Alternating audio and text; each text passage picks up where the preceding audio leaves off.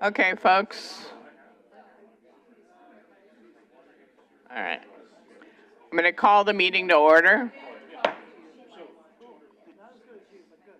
All right. I could give it a second try, but okay.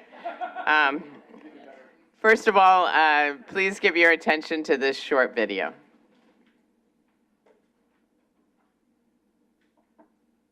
This meeting will be conducted as a Zoom webinar to allow for public participation and comments. The Contra Costa Transportation Authority does not condone hate speech in any form. We continually strive to make life better for all members of our community and create an atmosphere where everyone feels a sense of safety and belonging. We ask that anyone who wishes to speak does so with civility, respect, and kindness for others. Public speakers will have up to 3 minutes to speak. The chair will call upon public speakers at the appropriate time. Each public speaker is requested to state their name and organization, but providing such information is voluntary. Public speakers who wish to speak in person should submit a public speaker card to the clerk. Public speakers participating by Zoom who are wishing to speak should use the raise hand feature or dial *9 if participating via phone. Written public comments received in accordance with the teleconferencing special notice on the meeting agenda will be provided to the members. If authors of any written correspondence would like to speak during the meeting, they should raise their hand or submit a public speaker card. Thank you for participating in a meeting of the Contra Costa Transportation Authority. Okay, Terry Ann, can you take our roll call, please? Commissioner Armstrong, Here. Commissioner Arnrich, Here. Commissioner Banales, Here. Commissioner Burgess, Here. Commissioner Carlson, Here. Commissioner Kelly, Here. Commissioner Meadows, Here. Commissioner Obringer, Here. Commissioner Xavier, Here. Vice Chair / Representative Noack, Here. Chair G, Here. Representative Anderson, Here. Representative Altren for Foley, Here. Representative Worth. Here. We have everyone present. Wonderful, thank you. Our next item is the Pledge of Allegiance, so please stand and join me.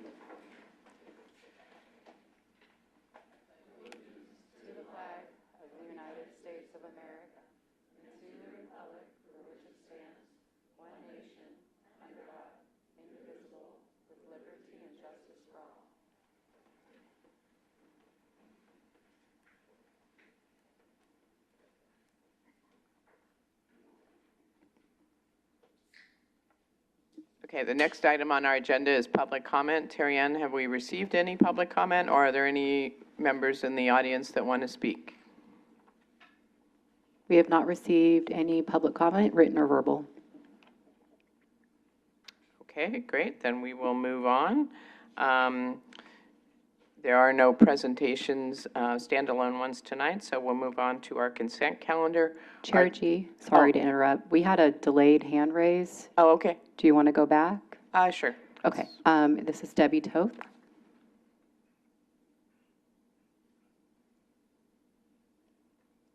Hi Debbie, there. Can you hear me? Can you hear me? We can hear you. Okay, thank you so much. Sorry, I was slow on the hand raise, so thank you so much for going back. I just wanted to chime in and express my appreciation for the rapid speed with which the Contra Costa Transportation Authority is getting the accessible transportation project back en route. The lifting of the new Accessibility Advisory Committee, which replaced the Paratransit Coordinating Council, which is phenomenally more organized, methodical, has greater and more broad representation, far greater engagement. I was feeling very down for a year while we weren't moving things forward, and it's like they hit the turbo boost and we are flying ahead. I definitely think we still have work to do as it comes to nonprofit providers versus regular transit providers versus the authority versus stakeholders, et cetera, et cetera. But I think I have hope. We are working on that. We are having hard conversations. I just am deeply, deeply appreciative. The leadership there, Halima is a gift from I don't know what planet, but she is making huge strides. She's out in the community. She's tabling at events. CCTA, I will tell you, Lindy came and did a presentation at the East Bay Leadership Council Board of Directors. And when they asked in the room, who knows what CCTA is, everybody raised their hands. So CCTA is getting out, about, and just gaining so much more traction. And final plug, CCTA is doing a listening session this summer. It is a very short questionnaire. If you go to the Choice in Aging website, Facebook, TikTok, Instagram, we want you to use our link to answer that survey so that we get credit for it. We're super appreciative to be a partner with CCTA and getting the word out and centering the planning and the future of transportation around what the needs are in our community. Thank you. Thank you so much, Debbie. We appreciate your comment. Since we went back, did we miss anybody else, Terry Ann? No further public No comment. other late bloomers, huh? Okay, going once? Okay. All right, so we have no presentations tonight, so that brings us to our consent calendar. So are there any changes or comments from the authority board? Does anyone want to pull an item?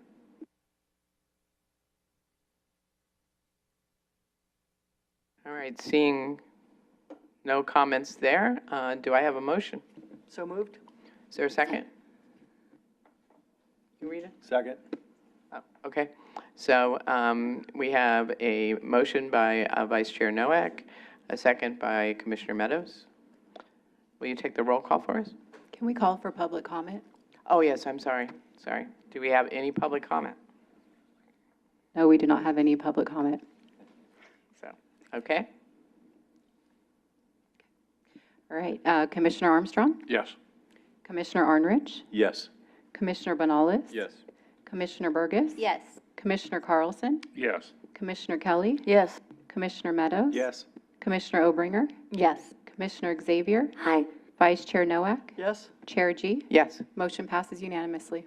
Thank you very much. Okay, that brings us to our regular agenda items.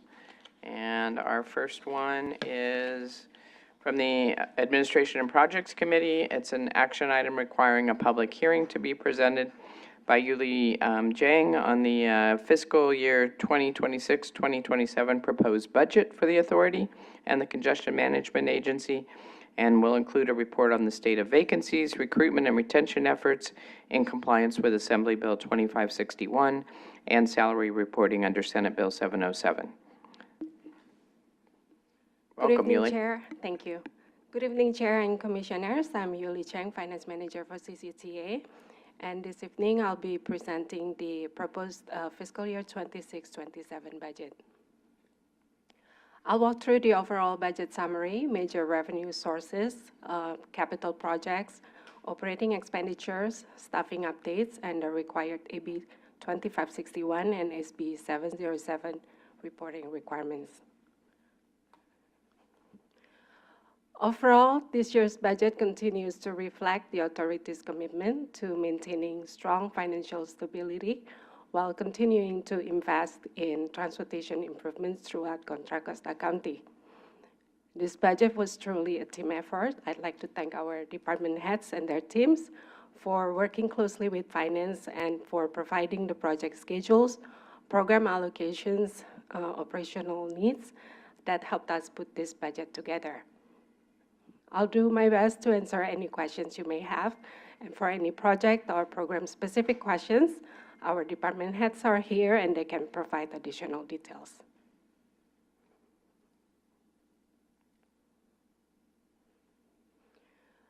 Before getting into the numbers, I wanted to start with a high-level overview of what's driving this year's budget. The fiscal year 26-27 budget continues many of the authority's major investments, including the capital improvement project, local programs, and countywide planning efforts.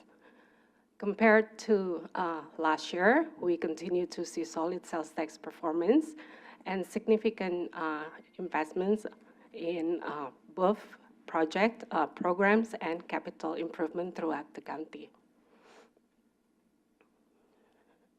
The budget also reflects continued grant activity, regional partnerships, and investment in planning and congestion management activities.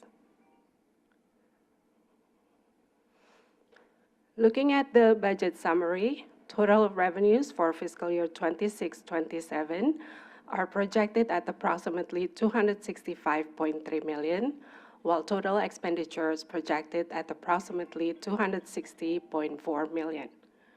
By the end of the fiscal year, we are projected a fund balance at approximately $45.1 million, which is about 4.9 higher than where we started.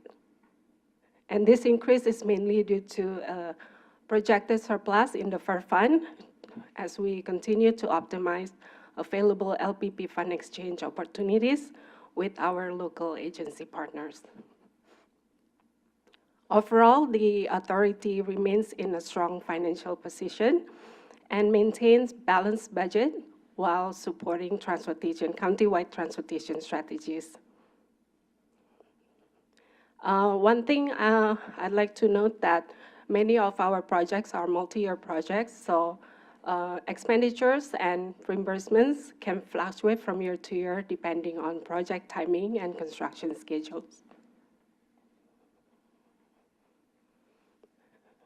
This slide provides a breakdown of the authority's major revenue sources. Sales tax revenues continues to be the authority's largest source of funding at approximately $123 million. Federal, state, local revenues total approximately $71.5 million and include a variety of grant and reimbursement funding sources. Non-Measure J funding contribute another approximately $64.9 million, while investment earnings and other income are projected at approximately $5.9 million. So one of the authority's strengths continue to be our ability to leverage multiple funding sources to help support our transportation investments. By combining Measure J revenues with outside grant and regional partnerships, we are able to deliver significantly more transportation improvements throughout the county. Staff continues actively pursues grant opportunities while coordinate closely with our regional and local partners.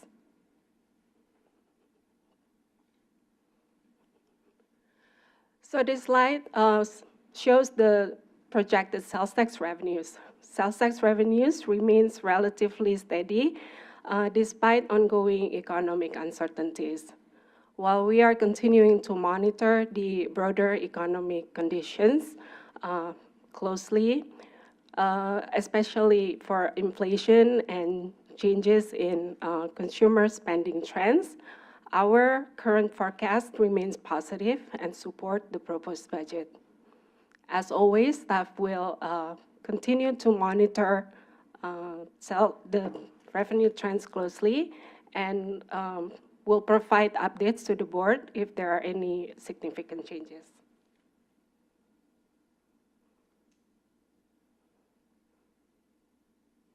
Sorry. Okay. This slide highlights some of the major grant and reimbursements included in the proposed budget. For planning and CMA funding, we are anticipating approximately $1.2 million in federal SDP funding and approximately $1.6 million in SB1 funding for the countywide emergency evacuation study. The budget also includes transportation for clean air funding, Go-Momentum station revenues, and FER contribution from projects such as the State Route 4 bypass. As a reminder, reimbursement for capital projects are timing dependent. The authority typically pays the project expenditures upfront and receive reimbursements about 60 days later. So the timing differences between expenditures and revenues are very normal in this kind of budget of in the size budget like ours.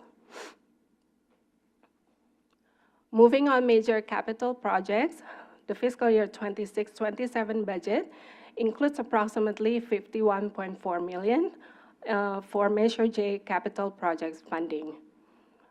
These projects are supported through a combination of Measure J allocation, federal, state, regional, and local funding sources.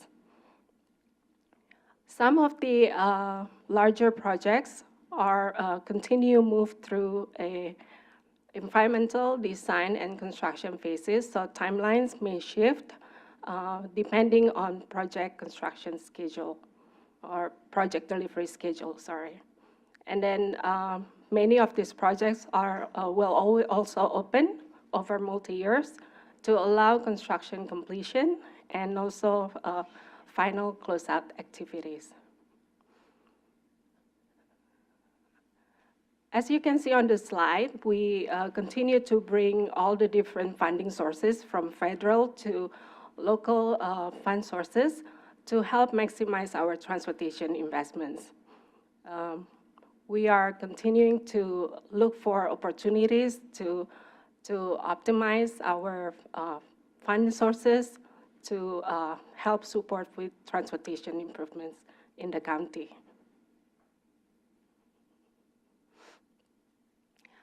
So moving on into expenditures, the slide summarizes the total capital project expenditures. Capital improvement projects total approximately 57.7 million and represent about 22% of the total 260.4 million budget. That's a significant investment in transportation infrastructures. Some of the larger projects actually continue to move through the phases depending on where these projects are in the development and construction process. And then many of these projects are actually part of the long-term multi-year transportation investments.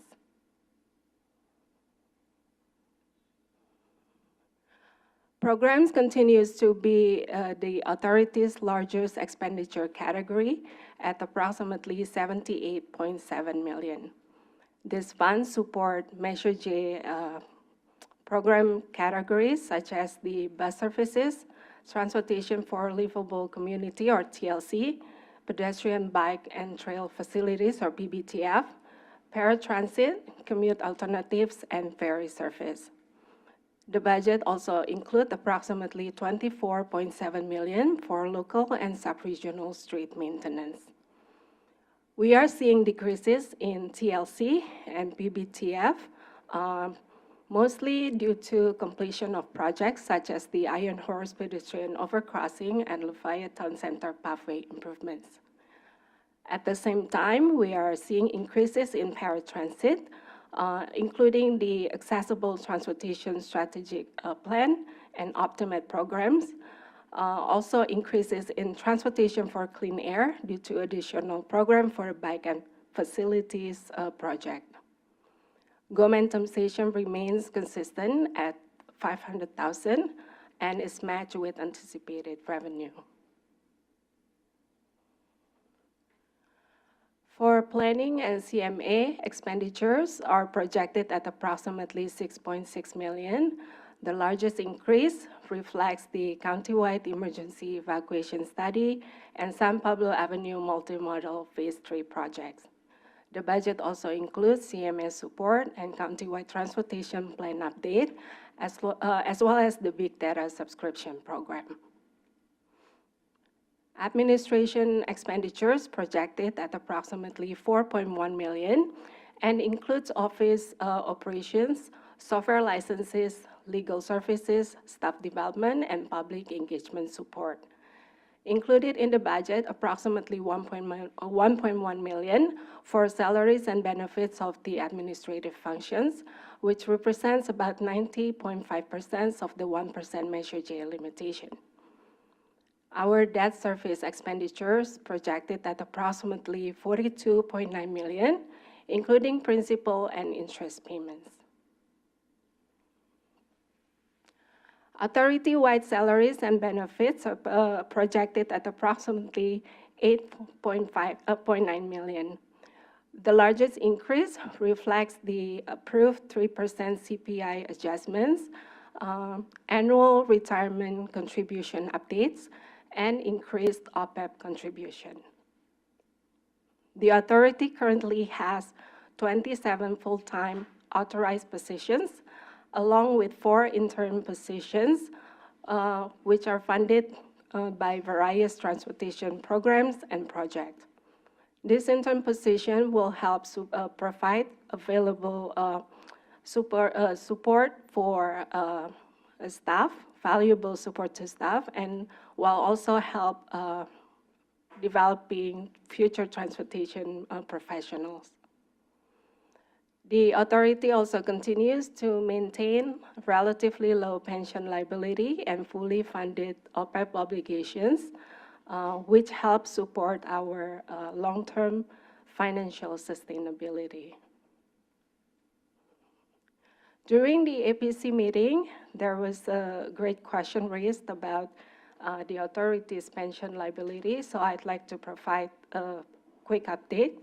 So CalPERS reports pension information on a 1-year lag. So the most recent authority's liability on record is approximately 2.7 million as of June 2024. The next actuarial valuation will be issued in August this year, and that will reflect the period ending June 2025. So in February 2025, the board approved approximately 2.4 million lump sum pension payment. That contribution, combined with strong CalPERS investment returns from 9.3% in fiscal year 24 to 11.6% in fiscal year 25, is expected to help bring the authority's pension position very close to fully funded. Staff will continue to monitor the funded status and will also provide updates to the board going forward. That concludes the budget presentation. The next 2 slides address the AB 2561 and SB 707 reporting requirements. Since these disclosures are required by state law and include a specific reporting element, I will read through this part of presentation to make sure that the required information is communicated accurately and that nothing is omitted inadvertently.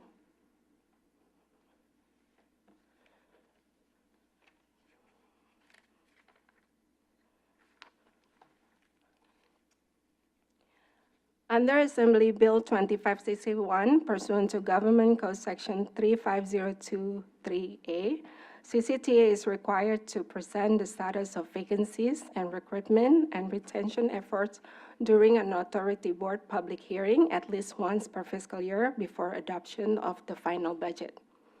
In fiscal year 25-26, CCTA has completed 2 recruitments and hired a programs manager and director programs. One of CCTA's approved positions remains unfilled, which is a 3% vacancy rate. Recruitment efforts are underway and started in May to fill the vacant position of a senior transportation planner. Staff have identified and implemented steps to increase outreach efforts to attract diverse applicants from underserved communities and to remove potential bias in the application screening process. Staff have not identified any obstacles in the hiring process that would require changes to policies and procedures.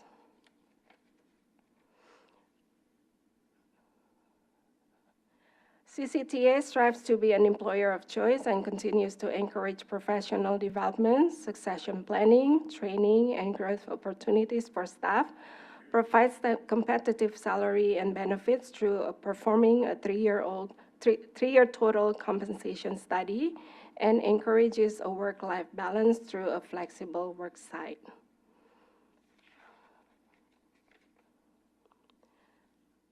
Senate Bill 707 requires that pursuant to Government Code Section 54953C3, the following salaries are required to be reported publicly on an annual basis. The salaries are effective July 1st, 2026, and take into consideration the 3% Consumer Price Index approved by the Authority Board on May 20, 2026. The executive director's salary was effective December 27, 2025, and does not take into consideration of a CPI increase. So executive director at the salary of $409,625.93. Deputy executive director planning, programs, and policy at the salary of $330,338.37. Chief financial officer at the salary of $325,479.88. Deputy Executive Director, Projects and Operations at the salary of $299,065.75. In closing, staff recommends approval of Resolution 26-18-A, adopting the fiscal year 26-27 budget. The proposed budget includes approximately $260.4 million of funding appropriation necessary to support the operation of authorities, including projects, programs, congestion management, planning, administration, and debt service for the upcoming fiscal year. Thank you, and I'll be happy to answer any questions you may have. Thank you very much, Yuli. Before we open the public hearing, are there any questions or comments from the board members? Commissioner Arnrich. Yuli, I want to start with a great compliment to you and all your team. The presentation you did makes it look simple, complicated, but in a very simple way. The details that you have behind this are extraordinary, much deeper and richer than we see in our own budgeting process. There's no other transportation agency around this area that does that type of detail, tracks every last dollar and penny in each account and makes sure that they are not mixed. And I think that's a true value proposition that our taxpayers expect. And I think particularly in Measure J, we have done that. And additionally, the $2.4 million that we appropriated last year, given where we were within PERS and the performance, we should be absolutely, completely fully funded and a little ahead. And I think that's also another value proposition that had not been looked at in a previous measure. It's important for an agency that has a beginning and an end. And even if we renew it, it's still an end. Legally, we close down, the books get closed, and we need to be fully funded. Our taxpayers expect that. And again, agencies don't always do that. So, A++ rating, I think, on how we run our internal system as well. I have a question of Tim. RM3, we have about 23,050,000. Is that meeting the commitments that we've had, particularly from MTC, for our RM3 agreements? And we had a little issue on one, but are we getting the fair share that we expect at this point from your seat?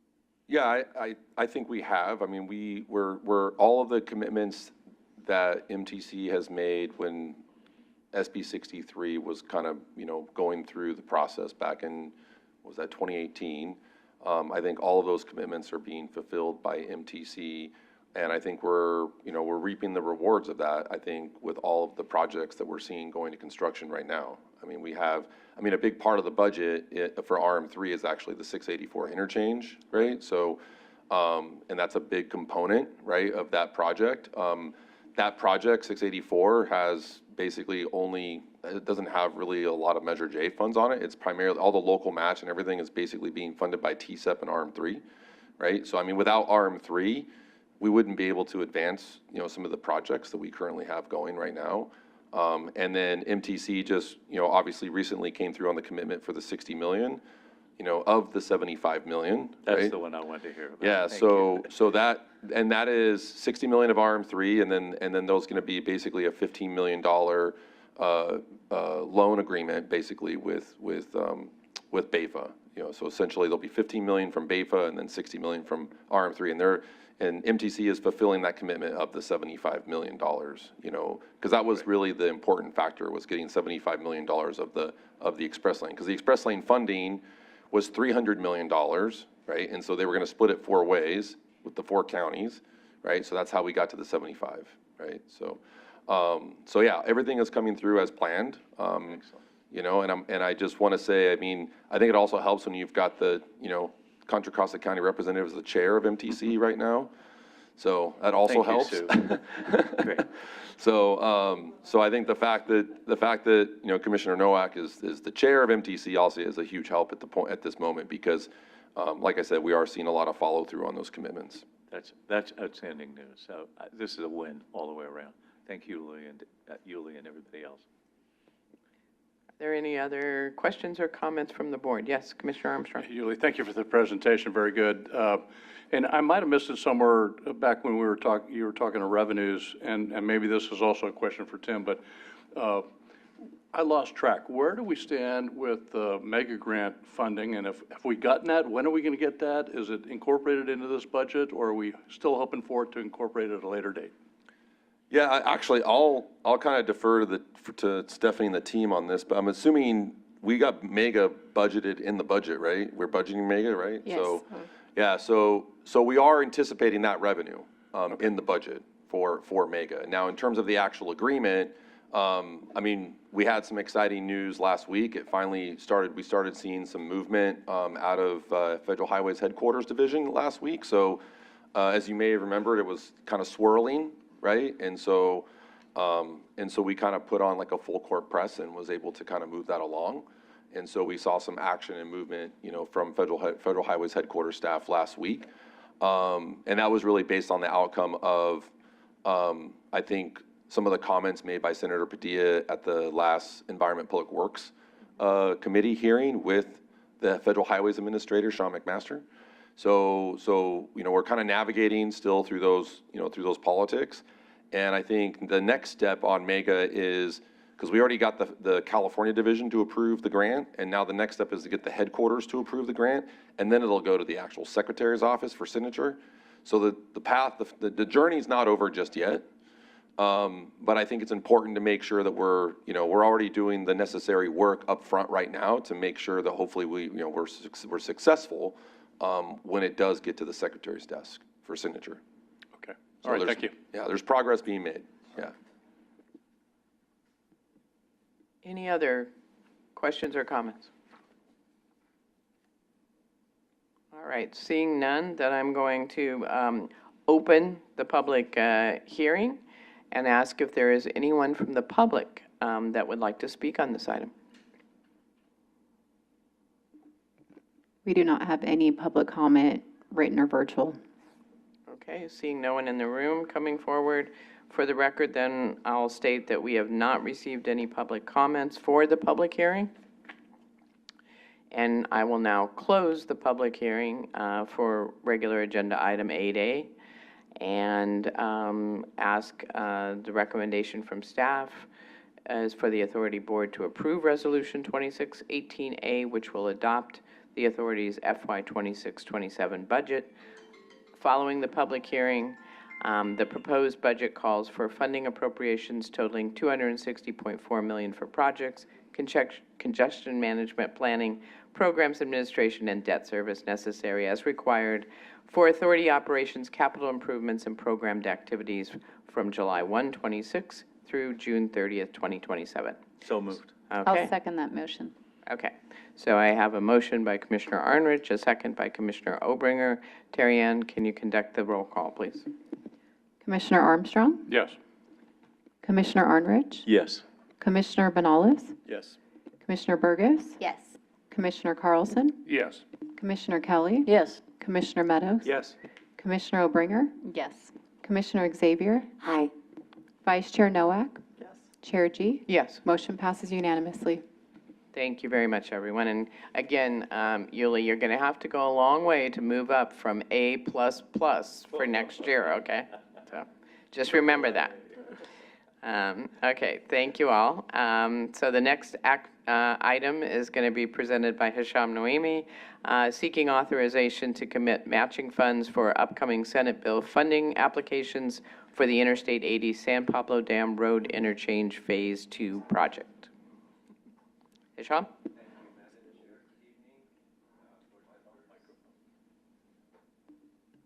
Good evening, board members and Madam Chair. I'm pleased to present this item. My name is Hisham Noemi. I'm the Director of Programming at CCTA, also serving as the project manager. We are asking you today for a couple of actions to help us hopefully unlock about $114 million in Senate Bill 1 funding from the state for Phase 2 of the project. This is the final phase. And the interchange, as you know, it's more than a local bottleneck. It's a regional choke point and a critical safety project for the region. The low vertical clearance on the overcrossing, the lack of shoulders on I-80 and the bridge itself contribute to an accident rate that's much higher than the statewide average for similar structures. Phase 2 will fix all of that. It will replace the overcrossing with a 6-lane structure that meets modern standards, including the vertical clearance. It will also remove the support columns that block the freeway shoulder. And it will provide wide sidewalks as well as a Class 4 bike lane on the bridge itself. I-80 is also a freight route. It's a trade corridor that connects the Port of Oakland to the rest of the country. So improving this interchange will significantly boost the reliability of freight in the state. I do have a PowerPoint to share. The city of San Pablo asked us to help with this project back in 2006, almost 20 years ago. And in 2010, we completed the environmental document. And in 2011, we started the design for the entire project. It became very clear quickly that because of the cost of the project and the lack of funding available, we had to phase it into 2 phases. So we completed phase 1 in 2018. And in 2023, we were successful in securing $26 million, mostly in state funds, to complete the design and the right-of-way. And we're now in the midst of completing those. We just submitted our 100% design plans to Caltrans to review, and all offers to the properties have been made. And earlier on your agenda, we had a couple utility agreements to help us move a couple utilities before construction starts. If all goes well, the project will be shovel-ready by June 30th, 2027. And the big question is, do we have money for construction? If we get the money, we will be able to start construction right after 2028 and take a couple of years to complete the construction phase. As I mentioned, there were 2 phases. Phase 1 is what's shown in green here. We realized pretty quickly when we started this project, this is really not a single interchange project. It impacts 3 interchanges. That's why it's costly. The on-ramp from the El Portal Drive to the north and the McBride Avenue off-ramp to the south are so close to the interchange, you really couldn't do much without moving them away from the interchange to make room for the new one. So we completed that in phase 1. That was the green portion, which also replaced the pedestrian overcrossing that serves the Riverside Elementary School. And phase 2 is everything else you see here in orange, including the replacement of the bridge itself and the ramps and relocating Amador Street. These are some of the photos from the interchange, just showing some of the deficiencies, just cannot carry the existing traffic volume. This shows the substandard vertical clearance and the area where it got impacted by truck strikes multiple times, which ended up shutting the freeway for a long time. And these are real photos from the site where unfortunately, people lost their lives at that location. So there are no shoulders for bicyclists on the freeway itself. There are no shoulders because the bridge abutment just is right next to the travel lane. And then the sidewalks, they're either missing or they're narrow, so it's really not conducive to biking or bicycling.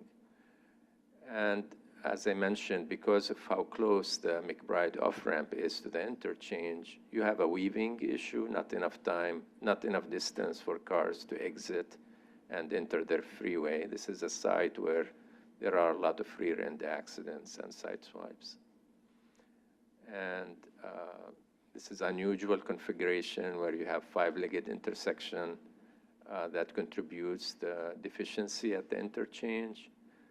And we will be fixing all of that as part of phase 2 by rebuilding the interchange. There'll be 6-lane structures. There will be 7-foot sidewalks, class 4 bike lanes on both sides, and the ramps will be widened. The McBride Avenue off-ramp could not be relocated, so we'll be closing it, but we will be building a one-way access road, the one you see in green, to access McBride Avenue. So people will be exiting at San Pablo Dam Road and just continuing straight to reach McBride Avenue. And the signage will indicate that. So there is an animation file on our website for anyone who's interested. I'm not going to run it today.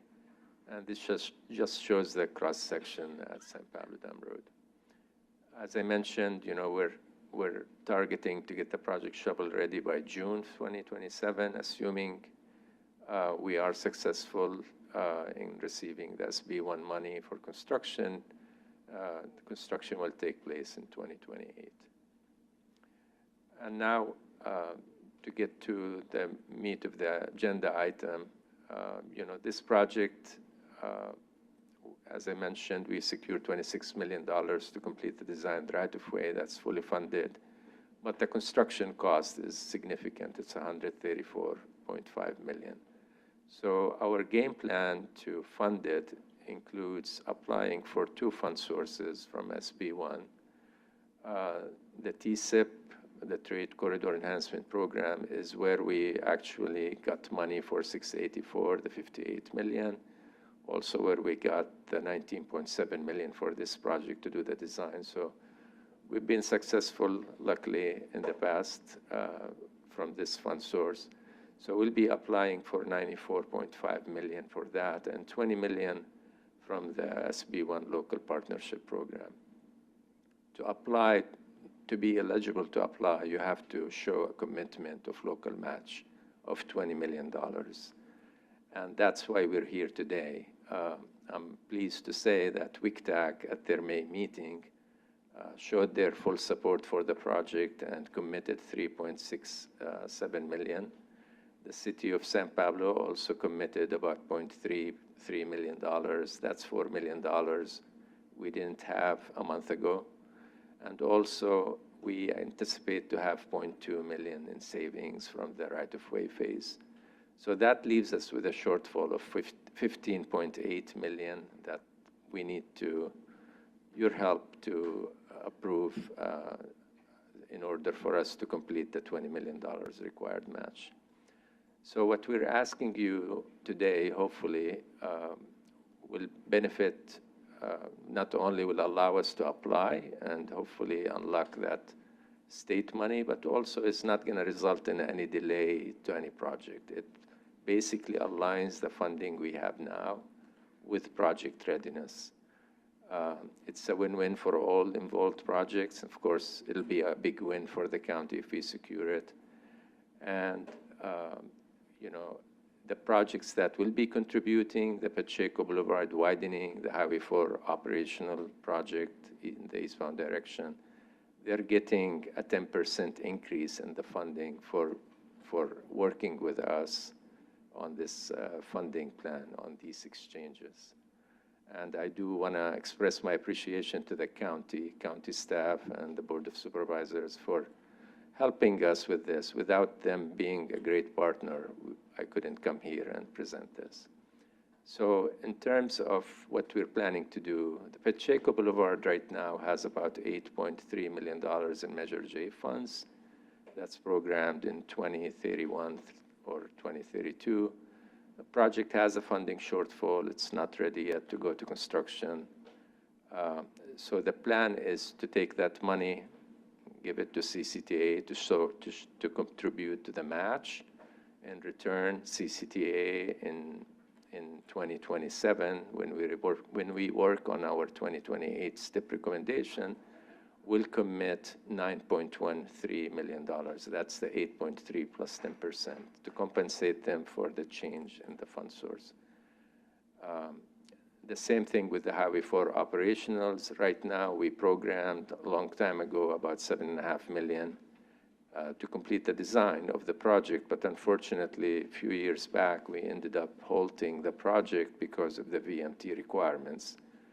And of course, the design cost is no longer 7.5. It went up because of that delay. This is an important project. Both of them are Measure J projects. So what we're proposing is to put the $7.5 million on San Pablo Dam Road through a STIP amendment. And then in return, that project, we'll program 8.25 million in our 2028 STIP money for that project. So nobody's losing any money. We're holding this project harmless. We're basically realigning our funding with project readiness.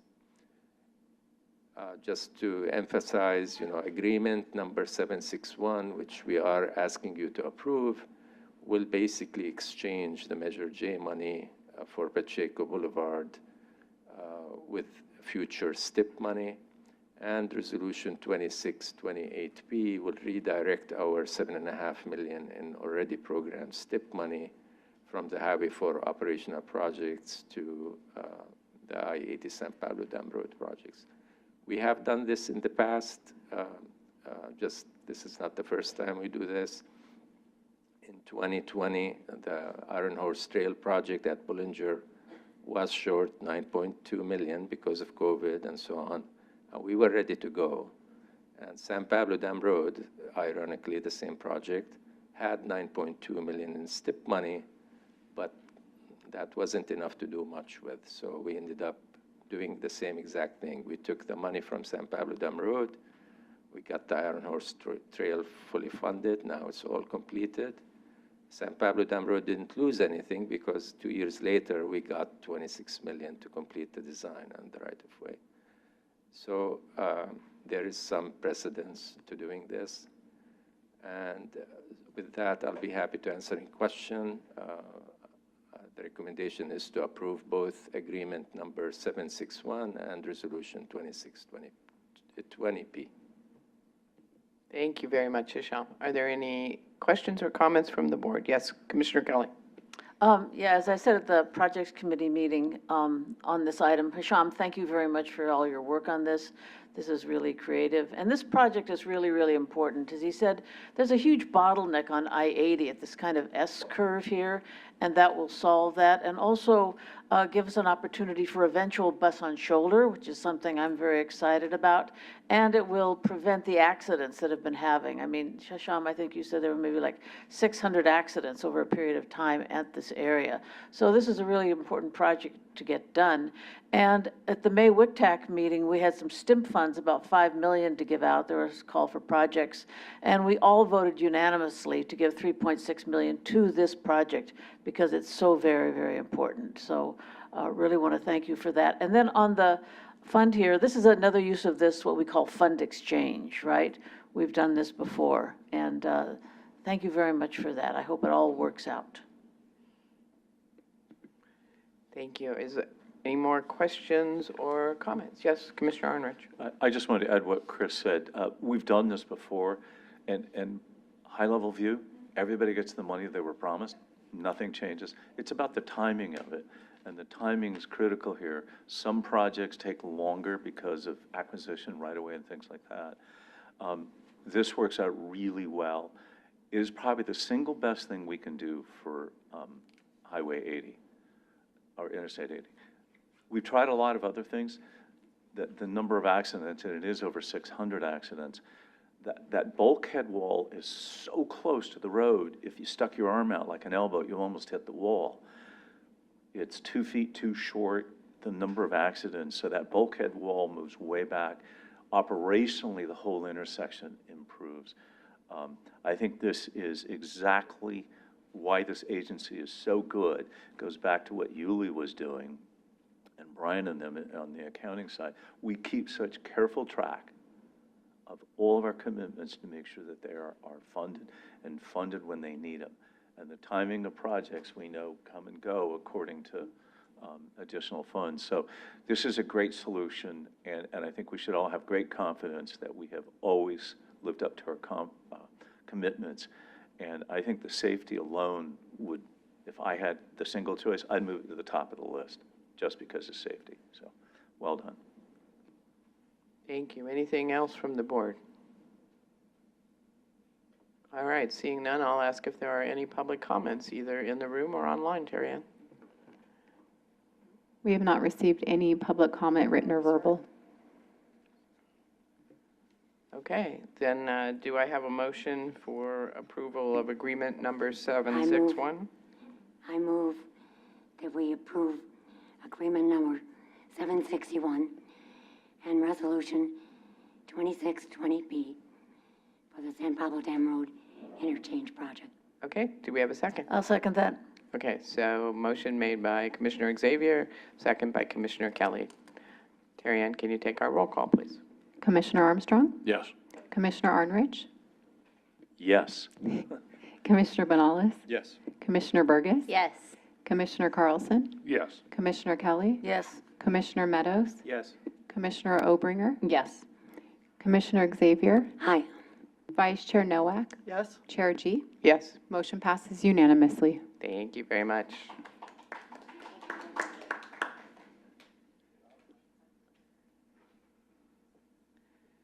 Okay, that brings us to agenda item 8C, and we are going to have Andy Dillard talk to us about Richmond Street Complete Streets.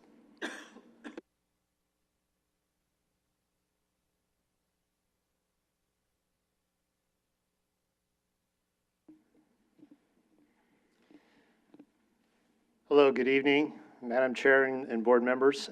My name is Andy Dillard, Senior Engineer. And I'm also joined online by Jarrett Mullen. He's the Transportation Program Manager with the City of El Cerrito. He's intimately familiar with this project, so in the event there are any questions at the end, Jarrett would be happy to jump in as well. So I'm pleased to present this item before you, considering approval of the plan specs and estimates for the Richmond Street Complete Streets project and to advertise it for construction. So as you've heard recently with the Moraga Road authorization at your last meeting, Richmond Street is one of the 5 SS4A funded projects that were awarded in fiscal year 22. It was awarded approximately $8 million in the SS4A funds. As I've mentioned in previous presentations, CCTA has until April of 29 to completely deliver and close out all 5 of the SS4A projects.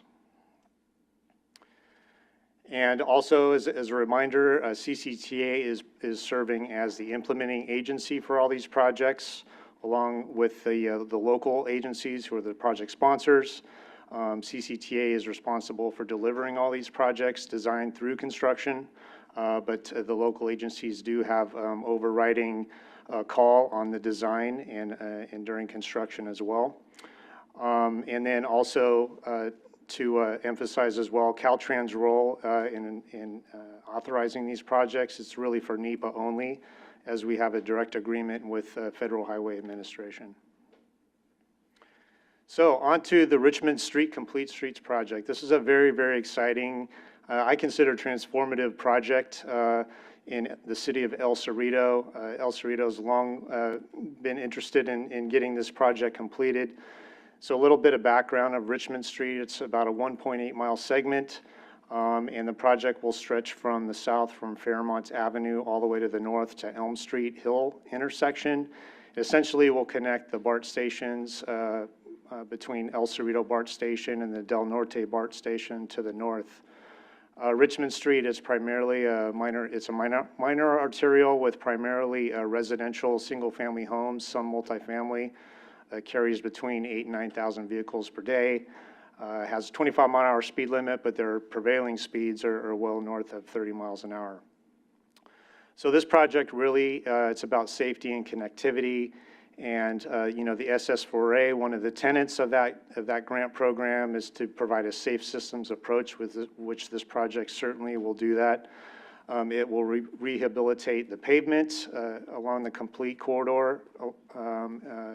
It'll provide sidewalk improvements, ADA curb ramp improvements, traffic calming elements. It will provide high visibility striping, signage, and then most notably, and I'll get to that in the presentation here shortly, it's going to provide a new Class 2 bicycle lane north of Mosier with a very, what I feel is a very transformative design, and with a lot of guidance and input from the city. So kudos to them. Overall, the project, as I mentioned, was awarded $8 million in SS4A. It's now roughly a $12.8 million project. So recently, another action that the board took here is to update the co-op agreement between CCTA and the city to add additional construction funds to make sure the project is fully funded. So here you can see an updated funding plan for the project. So Richmond Street, existing conditions here. Here's some really great aerials that we recently obtained here at CCTA. You can really get a picture of what Richmond Street, the current condition of the street is. It's pretty much a straightaway north to south. You can see the existing pavement condition. It's very, very rough. They did have a pipeline project that completed last year. It was the East Bay Mud Wildcat pipeline replacement project. So the street has seen a lot of utility cuts along it over the years, as well as that pipeline project. You can see the signing and striping is very, very deteriorated. It's kind of your typical residential street, on-street parking, no bike lanes. However, Richmond Street, one thing that is really good about that street, it does have a existing separated sidewalk, which will certainly stay in place with this project. A little bit about before I jump into some of the details of the project. So really there's the two project goals here it's to improve safety and connectivity, really accommodating the needs of all the users that travel along Richmond Street. Richmond Street also parallels San Pablo Avenue and the Ohlone Greenway, so it sees a lot of cut-through traffic. Although the Ohlone Greenway parallels, it is several blocks away, so there's a lot of cyclists and children who walk to and from school along Richmond Street. So these improvements are really, really needed. And the project strategies really, there's really 5 strategies that have been identified as to balance the use of the limited public space along this street, to provide the safe speeds along the street, safe walking, safe biking, and then also to implement green infrastructure along Richmond Street. So to go in a little bit with these elements, so the safe walking component, there's a lot of traffic calming elements, including curb bulb outs and extensions, as you can see here. At all the unsignalized intersections, such as these, it will receive a raised intersection treatment, as well as rectangular rapid flashing beacons, new safety lighting, those aforementioned curb bulb outs, and to really slow drivers as they traverse through these intersections where they're unsignalized. The safe bicycling component, this has really been one of the challenging, but I think is going to be the most rewarding aspects of this project, is adding Class 2 bike lanes along Richmond Street north of Mosier. And to achieve this and balance still the needs for the on-street parking, you can see here that block by block, there will be this type of chicane traffic calming feature in the middle of the block. That will provide sort of oscillating on-street parking from one side to the next, going back and forth. The city has done extensive parking surveys along Richmond Street, and found that there's really, it's really underutilized. There's only about 46% peak period on-street parking. So there a lot of thought went into this design, but they wanted to ensure also, because it is residential, that that there still remains on-street parking availability. Below that inset there, you can see this is another look at the raised intersection and the green high-visibility bicycle lane markings that would go through that intersection, those intersections. Safe speeds. So to talk about a little bit more detail of the project, you can really think about it in kind of like two segments. So Richmond Street north and south. So Richmond Street north of Mosier Lane is going to provide those Class 2 bike lanes, where Richmond Street south of Mosier is going to provide more traffic calming elements like what you see to the right, with a raised table that's going to be situated at a couple locations at each block. Here's another good look at kind of the north-south orientation. So the top there is the north segment of Richmond Street that's going to receive the bike lane treatment, and then the south end of Richmond Street, you can see the raised tables. And then also a very important component of the project that I mentioned is the green infrastructure. Lots of street trees will be added, and then taking advantage of those speed tables that you see there to also provide a space for green infrastructure and the street trees.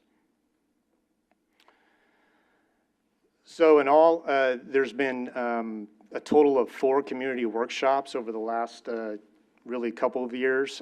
In addition to that, there's been a lot of stakeholder outreach individually with all the residents and groups.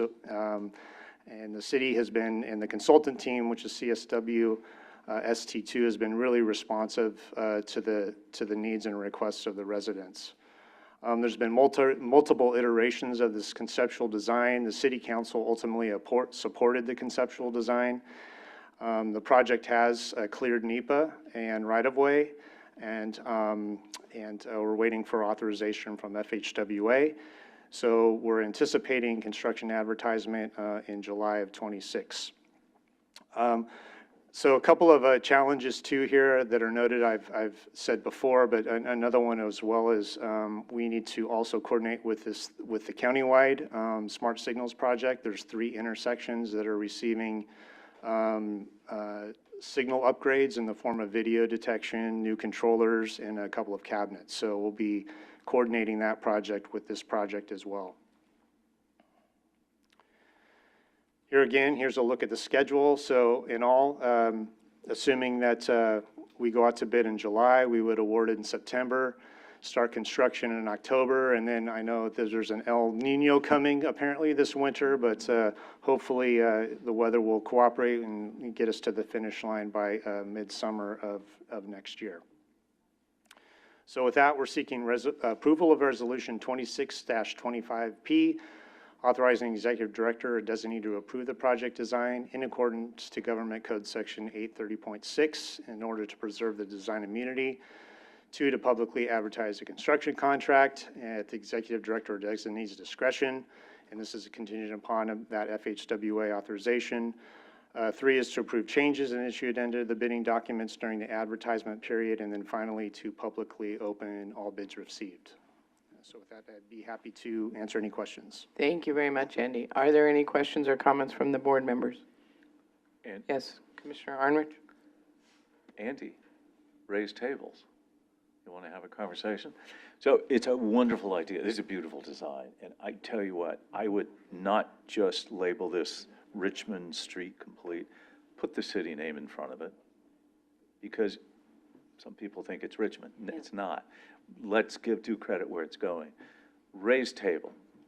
So us sitting on this side, a raised table, as you know, is almost like a speed platform. So because you're flushing out the intersection with a curb height, you have 4 to 6 inches that you can raise it. But you want to raise it so it's a real speed table. It's in the last 6 feet, approximately, and you have the chevron shown in there. That means it's increasing. A lot of our wonderful civil engineers go back 100 feet and say, I can smooth that out. You'll never know we raised the table, which defeats the purpose of causing people to slow. What it requires then, it really is a speed table, then you put the notification, it's like a speed bump ahead. And what it does is it slows people in the intersection, which is where all the conflicts are. You have personal experience with this. Is this going to be a real speed table that would accomplish what I described? Yes, thanks for the question, Board Member Arner. So great question. There's been a lot of talk during the design process to make sure that, and I'm referring here to the raised intersection more than the mid-block tables, but to make sure that it's chased back far enough in order to get the desired effect to slow speed. So you have the incline and you have the decline through the intersection. So because of the amount of sidewalk replacement and the type of pavement rehabilitation there's going to be with the project, and I didn't mention that in my presentation, but it's going to be a full depth reclamation or FDR pavement restoration. It's going to give opportunity to make sure those grades are correct so that you can really achieve that desired effect of slowing folks through the intersection and getting that, 4 to 6 inch raised table within the intersection itself. So. That's great to hear. And the last question is because, and those photographs are quite revealing on how much patching has been done there. And we've all had those, and they're horrible. Those are our utility companies, so this isn't East Bay Mud.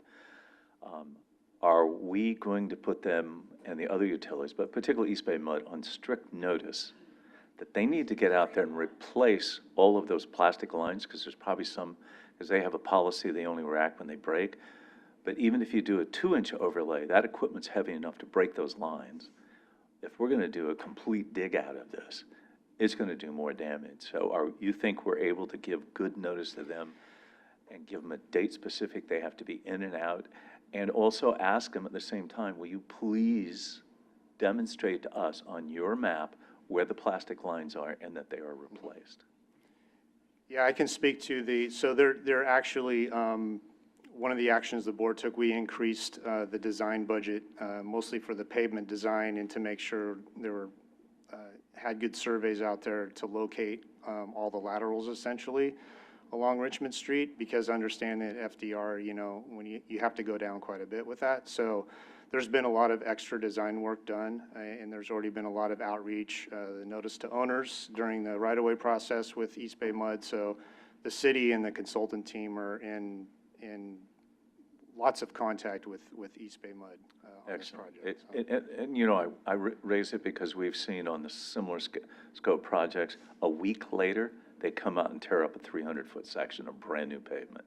And now we have a patch. So, Andy, thank you. You've got a lot of experience in that, and I know you will, but I just want to raise the issue. Thank you. Any other questions or comments? Yes, Commissioner Kelly.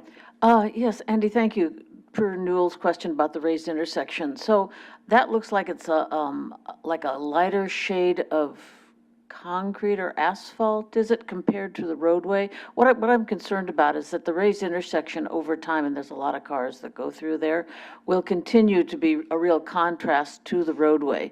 We have raised intersections in one of the neighborhoods in my city, and we use brick around the side.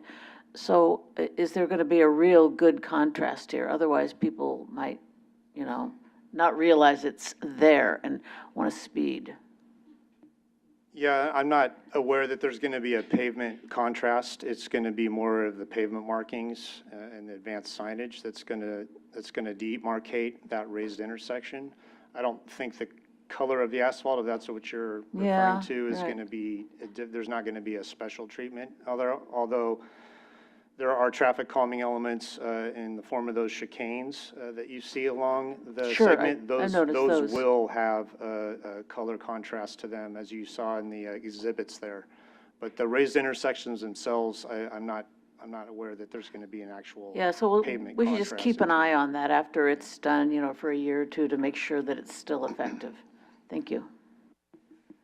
Any other questions or comments? All right, seeing none, I'll ask if there's any, oops, I'm sorry. Just real quick. So the authority board approved the Vision Zero implementation guide back in like 2018, right? And that was like really CCTA's commitment to basically reducing fatalities on roadways, right? And our high risk injury network. And so I just really want to acknowledge like Andy's leadership in this. This is a really difficult project.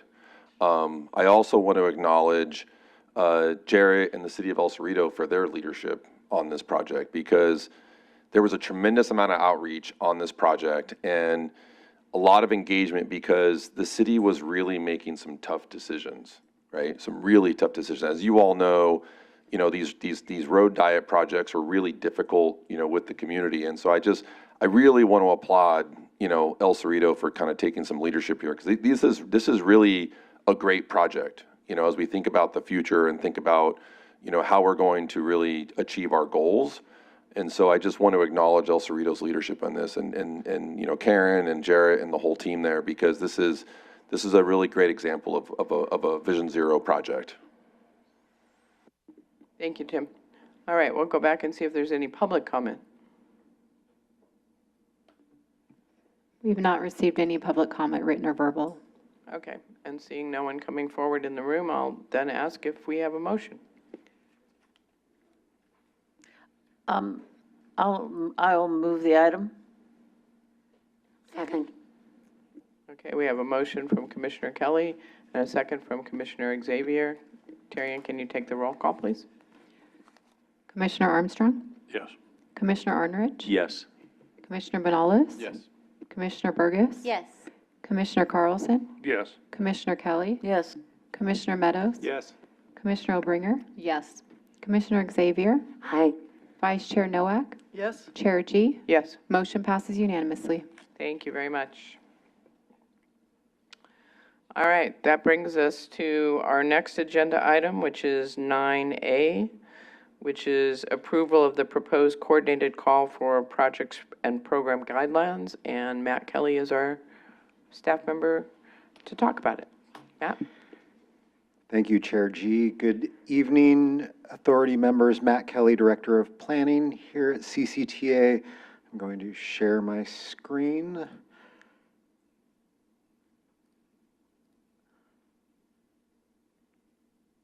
All right. So we are here, I am here to present the proposed Contra Costa Countywide Coordinated Call for Projects. I'm just going to go into a little bit of background on what a coordinated call is and why we are proposing a coordinated call for projects. The real reason is that there's a lot of funding out there, several funding programs, including some of our own Measure J programs that all kind of bubbled to the surface at the same time.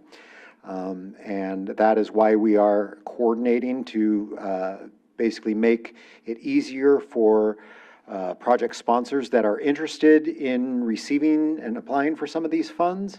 So I'll just describe the funds that are part of this call for projects and then explain the proposal for the actual call itself. So the big grant fund that everybody's heard about is OBAG 4, the One Bay Area Grants Cycle 4.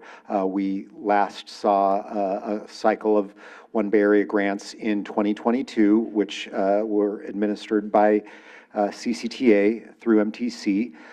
So the purpose of OBAG is really to implement the priorities from Plan Bay Area. So MTC makes this money available to the counties for transportation, housing, and the environment projects that benefit those and really those strategies and priorities that are outlined in Plan Bay Area.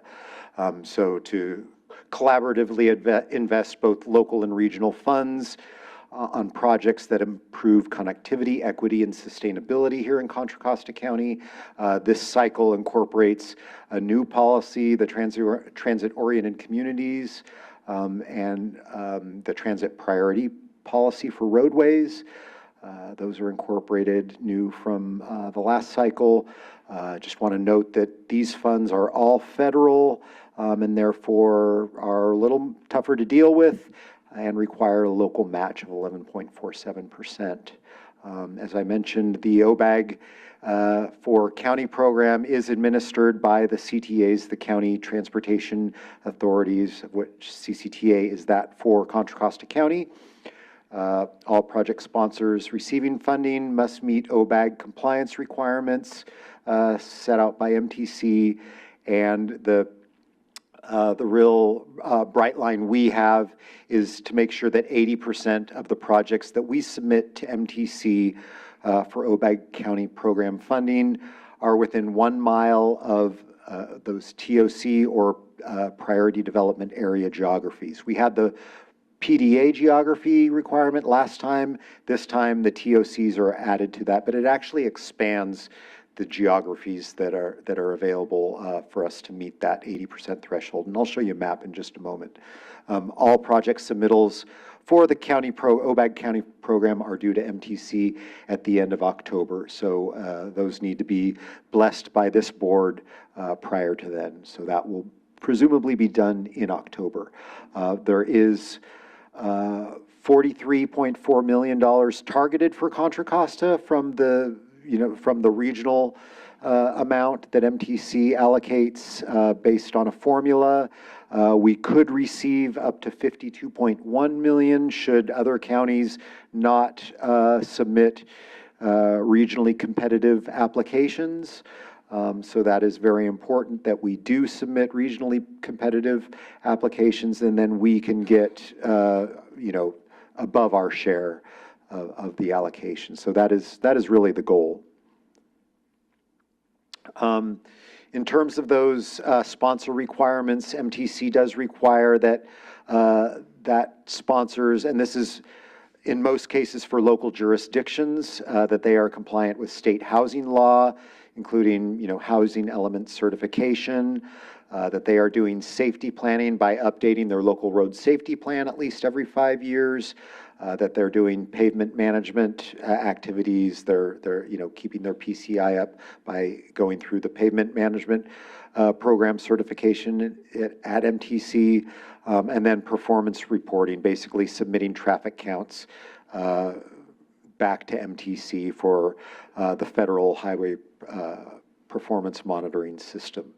CCTA and transit agencies may need to be consistent with these requirements if they are delivering a project on behalf of a local jurisdiction.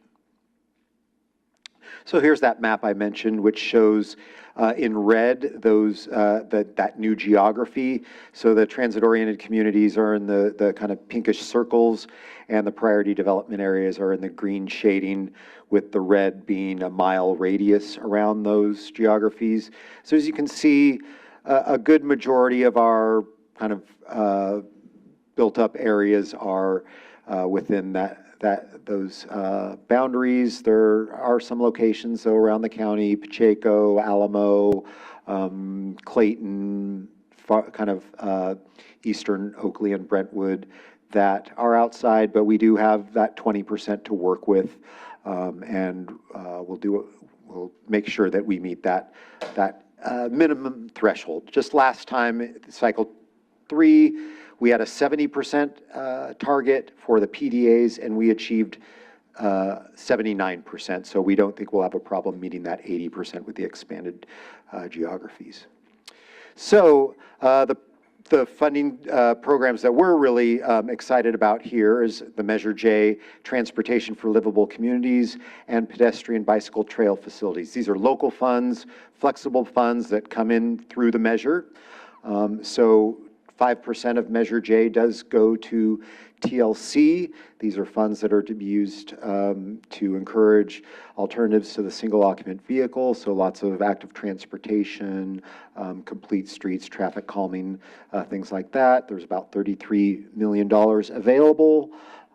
We haven't had a TLC or PBTF call for projects since 2016, so we've been saving our funds since then and are excited to get that out there to the communities.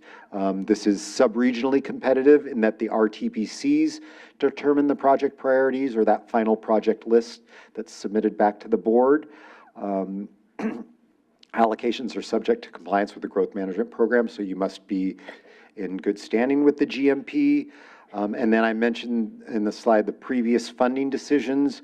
I just want to note that East County did make a decision over 10 years ago where they kind of gave up a couple of cycles of TLC funding in order to fund the EBART project and make that project complete.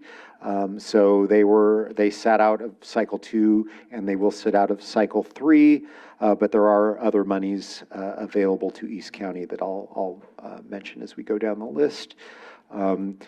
Just want to, and we do anticipate that the next TLC call for projects prior to 2034 we will be able to bring East County back into the fold. Program 25 is an additional carve-out for West County, where they, as part of the Measure J expenditure plan, gave themselves an additional 0.4% for TLC. And as I mentioned, these are local funds, non-federal, the most flexible funds. PBTF is 1.5% of the measure, about $12 million. Those are, you know, as the title states, those are pedestrian, bicycle, and our trail facilities. Those have really built out our countywide trail facility over the years. A third of PBTF goes to East Bay Parks. Each year they are able to allocate a single funding for a project in a single RTPC. So over the 4-year cycle, they go to all 4 RTPCs for concurrence on those 4 projects. The remaining funds are competitive countywide, including East County, and those funds are prioritized by the Countywide Bicycle and Pedestrian Advisory Committee. So they prepare the final list that the board approves. So here's a summary for TLC by subregion. West County, including their Program 25 funds, about 14.4. Central gets about 11. Southwest, 7.6 million. And then you can see for PBTF, that competitive share is about 8.5 million, with 3.5 going to East Bay Parks. So 2 more sources of funding that we're including in the coordinated call. MTC has made its CARE program, which is community advocacy and I always forget what CARE stands for, and regional empowerment program. That's it. These are REAP funds that are really targeted to implement community-based transportation plans. You're going to hear about ours in a few minutes. So projects that come out of CBTPs generally don't have a lot of local priority, just because they are the way that the projects are identified, which you'll hear about later. So this CARE program kind of replaces the former Lifeline transportation program, which focused on funding projects from CBTPs. So there's $3.1 million available for technical assistance and participatory budgeting in Contra Costa for Contra Costa projects, and the goal is really to advance them to implementation. So projects from our CBTP will be considered for the CARE program. And then the Air District has made additional bikeway infrastructure funds available, about $3.3 million. That can go to kind of in general bike infrastructure, including bikeways, lanes, trails, paths, and parking. And projects will need to meet TFCA's semi-rigorous cost-effectiveness calculation in order to be eligible for that. So here's a summary of those 5 programs. All in all, we are prepared to allocate $95 million, just over 95, and that's if we match the OBAG 4 county target. You know, there's an additional almost 10 million that we could ultimately receive based on our applications. Just want to highlight the process that this has gone through before I get into the meat of the proposal. So the board discussed the OBAG guidelines, which were released in March by MTC. They adopted Reso 4740 in February and then released guidelines to the counties in March. We came to the board to discuss our overall approach. We then went to the TCC for the last 3 months to discuss the approach. Then building off that, the proposed guidelines, and then building off that, the proposed call for projects, which you're seeing tonight. We also went through the RTPCs, having those same conversations between April and now. And then we also visited CBPAC at their last 2 meetings. They meet every other month. So the proposed OBAG 4 county program for those $43 million, we incorporated the new OBAG 4 requirements into our previous requirements from the last cycle. As I mentioned earlier, all applications must meet MTC's eligibility requirements. The direction from this board in March was to continue to focus federal OBAG funds on countywide projects and programs that benefit all jurisdictions, as we did in OBAG 3. So continuing the countywide Smart Signals project with a phase 2, continuing our countywide Safe Routes to Schools program, and then we've added some new programs. The Countywide Transportation Demand Management, TDM program. I'm going to get into the details of these on the next slides. A Countywide Student Transportation Program, and updating our EV blueprint, our countywide EV readiness blueprint. Because OBAG does not fund actual EV infrastructure, we'd like to update the plan so that we can use the updated plan to get leverage that for grant funding from other grants that are focused on EV infrastructure. We're also proposing 2 competitive programs as part of OBAG 4, one for transit state of good repair and the other for local jurisdictions to apply for active transportation and safety program. So CCTA will submit a single application for the 5 top bullets, those countywide programs, in coordination with the local participants in each of those programs. Those applications will be part of the application screening, scoring process that all the other OBAG 4 projects will go through. Any savings that are realized through those applications, once the applications are developed, will be directed towards the competitive categories. So, we hope that, we will find savings in the countywide program application as we develop the applications. And as I mentioned, savings will go towards the 2 competitive programs. So our overall proposed approach is for a single application for each project. So if you've got one project and it qualifies for CARE and TLC and OBAG 4 county program, you just submit one application. And the screening committee screens it and determines the most appropriate fund source to fund that project. So whether they're, as I mentioned, whether any of the 5 programs, they're submitting one application, and they will be considered for any of those programs.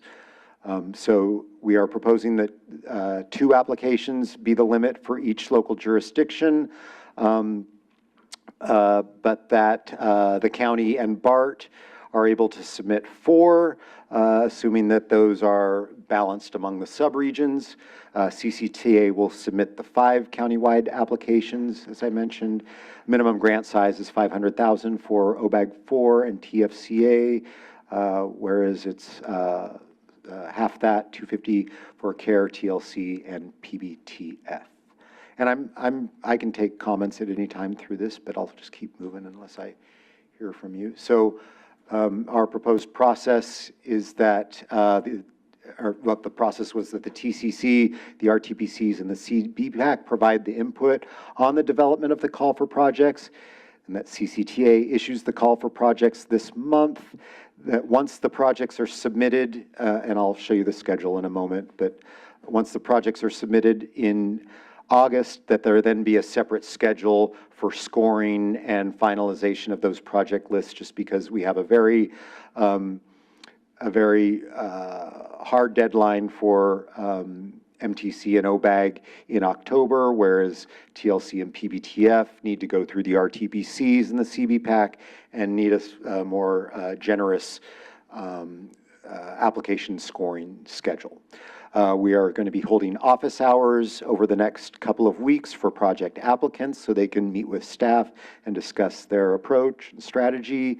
TCC scoring subcommittee will, excuse me, will be responsible for all of those OBAG for county program applications. RTPCs, as I mentioned, are responsible for TLC, while CBPAC is responsible for PBTF, except Program 26, which goes through WCTAC. As I mentioned earlier, we will run those select. Say that twice. Yeah. I'm just We will run select bicycle projects through the TFCA, cost effectiveness, and direct CBT projects towards that CARE program. As I mentioned, this body needs to submit the project list for OBAG 4 to MTC in October, and the others later this year. So just a little detail on those countywide programs. As I mentioned, we're still putting together the applications, but we've at least scoped them out. The countywide smart signals proposed phase 2 would add 300 new locations to our current 360 some odd around the county. We would be able to add Caltrans intersections. We can include intersections off of our routes of regional significance.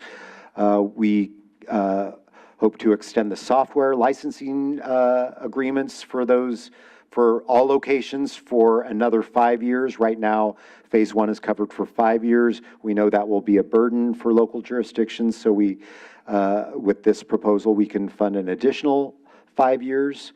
We can install battery backup systems, cloud-based emergency vehicle preemption, and transit signal priority on all the locations, and then connect the connected vehicles to everything through adaptive traffic control. The countywide Safe Routes to School program would, as I mentioned, continue, and I'm going to allow Danielle to weigh in on any of these if she'd like to. We plan to continue the Safe Routes to School program. Do you want to present these? The main change, the evolution of the Safe Routes to School program, which is currently administered under OBAG 3 by County Health for West County, SWAT for City of San Ramon for SWAT, and 501 CCTA for TransPac and TransPlan. Is the request from the cities is that we would like to continue with our mapping of our Safe Routes to School, and we will be adding in the remainder of the elementary and middle schools as the mapping activity for this next phase. An expansion of Walk and Roll. We are looking to fund the beginning of SWAT getting Walk and Roll out of TFCA, and the current call for projects that we're working on right now was approved by SWAT board. And we are looking to continue to support County Health as they work to roll out Walk and Roll, actually starting next fall in West County. I'll keep talking. So the next program is our countywide Clipper Bay Pass that we are working on, trying to expand to a countywide program that addresses the needs of our students. I've presented previously on what our plan is for this and why this is so important, but especially for kids that are traveling across multiple transit operators to get to their school regardless of where they live in the county. We're working with MTC Clipper Bay Pass to create an estimate of what it would cost to do Bay Pass for K through 12 students in the county. And depending on cost savings, we hope that we can get significant passes out to children for this program. We can share this one. This has been a request of numerous cities trying to do a better job to modernize our TDM model ordinance, our growth management plan, and have a better connection between how we do planning and programs. So when all the cities are facing the challenges of development reviews and CEQA requirements, what can we do to better connect the requirements that cities are implementing on developers and connecting it to existing 501 CCTA programs that then can help them meet those requirements, or potentially incorporate, mobility hubs into the developments to better fix the last mile connectivity to fix route transit. So really, this is to modernize our growth management program and create more resources and tools for our cities.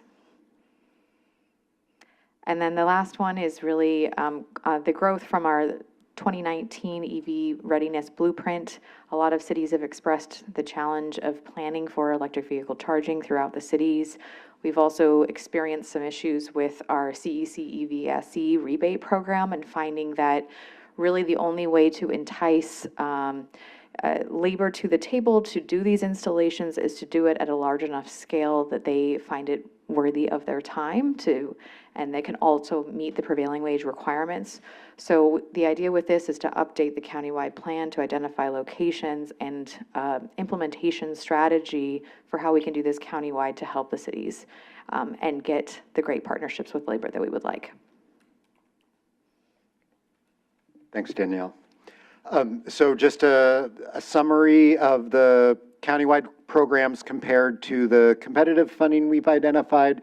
So right now, it's about a 62-38 split between competitive and those countywide programs that we're proposing.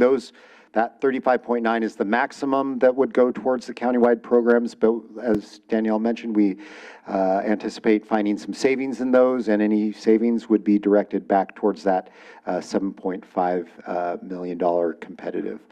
But there is a total of almost $60 million in competitive funding available.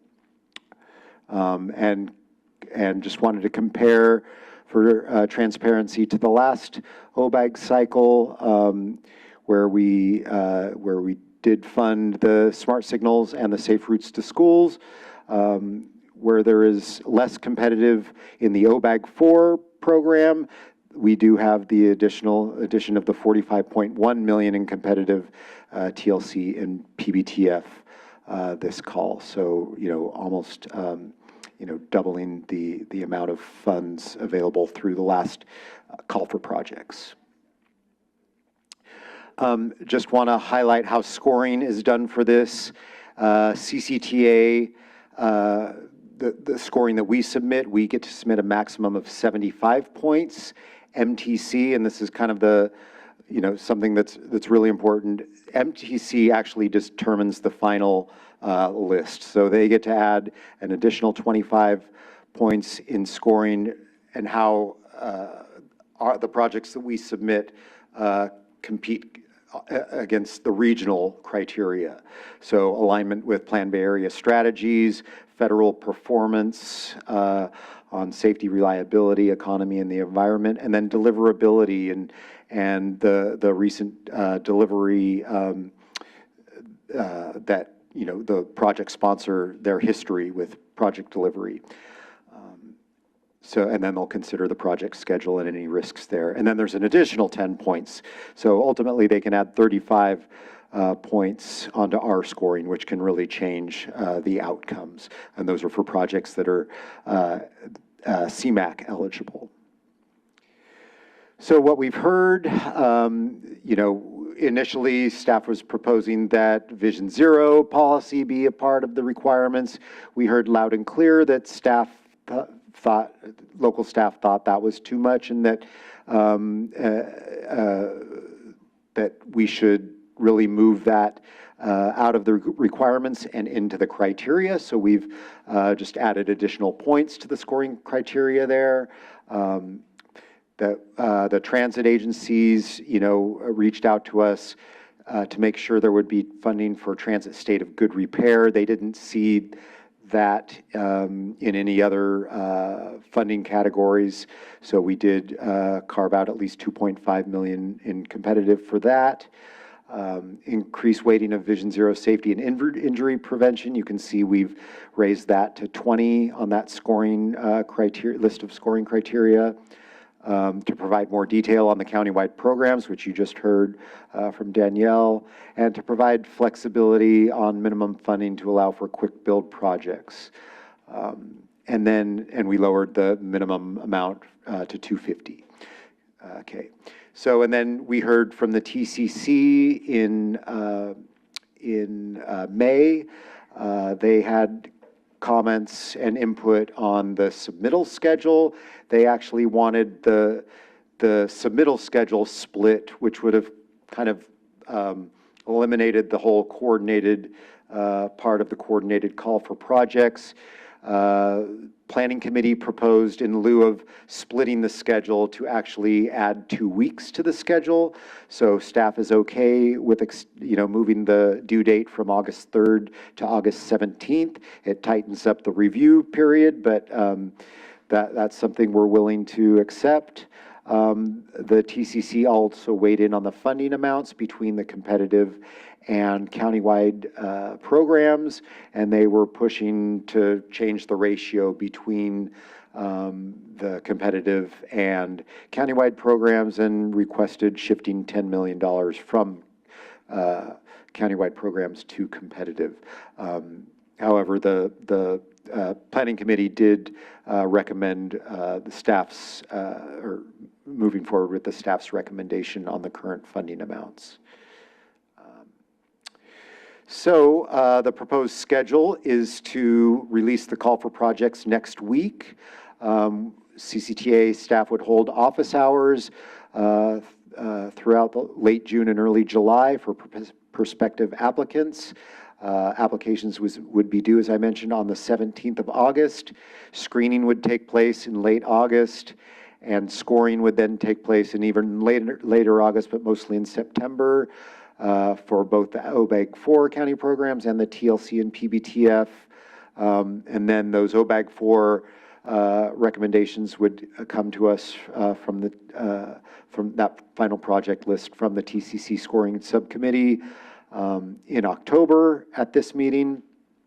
And then over October and November, we would get concurrence from RTPC and CBPAC on the Measure J project lists, and those would come to you probably in December for your approval of those two lists.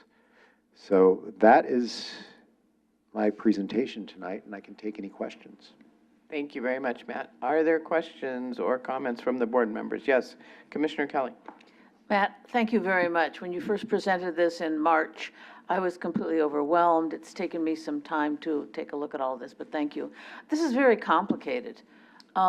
And I know you've put together some of the Measure J programs with the OBAG 4 funding. So just a few quick questions. So what if CCTA approves part of an application for like TLC fundings, but then MTC doesn't? I mean, what happens there? Would the application be denied, but then could the local jurisdiction come back and ask for more TLC funding?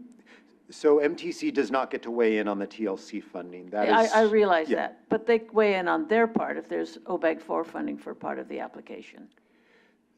So are you asking if a project came in and was eligible for both Right. the county program Yeah. and TLC? So the screening committee through the TCC is going to kind of try and direct projects to the most appropriate category. And that's why we want all the projects applications to come in at once, because we need to see everything that's come in, and then we can look at them and go, okay, this project has some complexities that'll make it hard to be funded by OBAG, so let's direct it towards TLC. Or this project really meets OBAG 4 requirements, let's fund it through there, or let's direct it to scoring through that Okay, program. so it would be one or the other, Yes. right? That kind of thing? Yeah.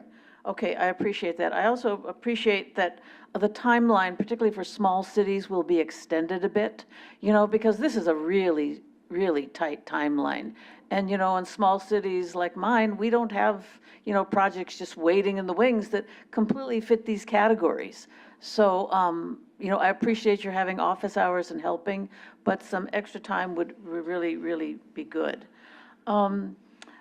Also, there's a few other things. I know smart signals are included in here, and all of the cities have smart signals, but some cities have more signals than other signals. So those cities, you know, the larger cities might benefit more than other cities.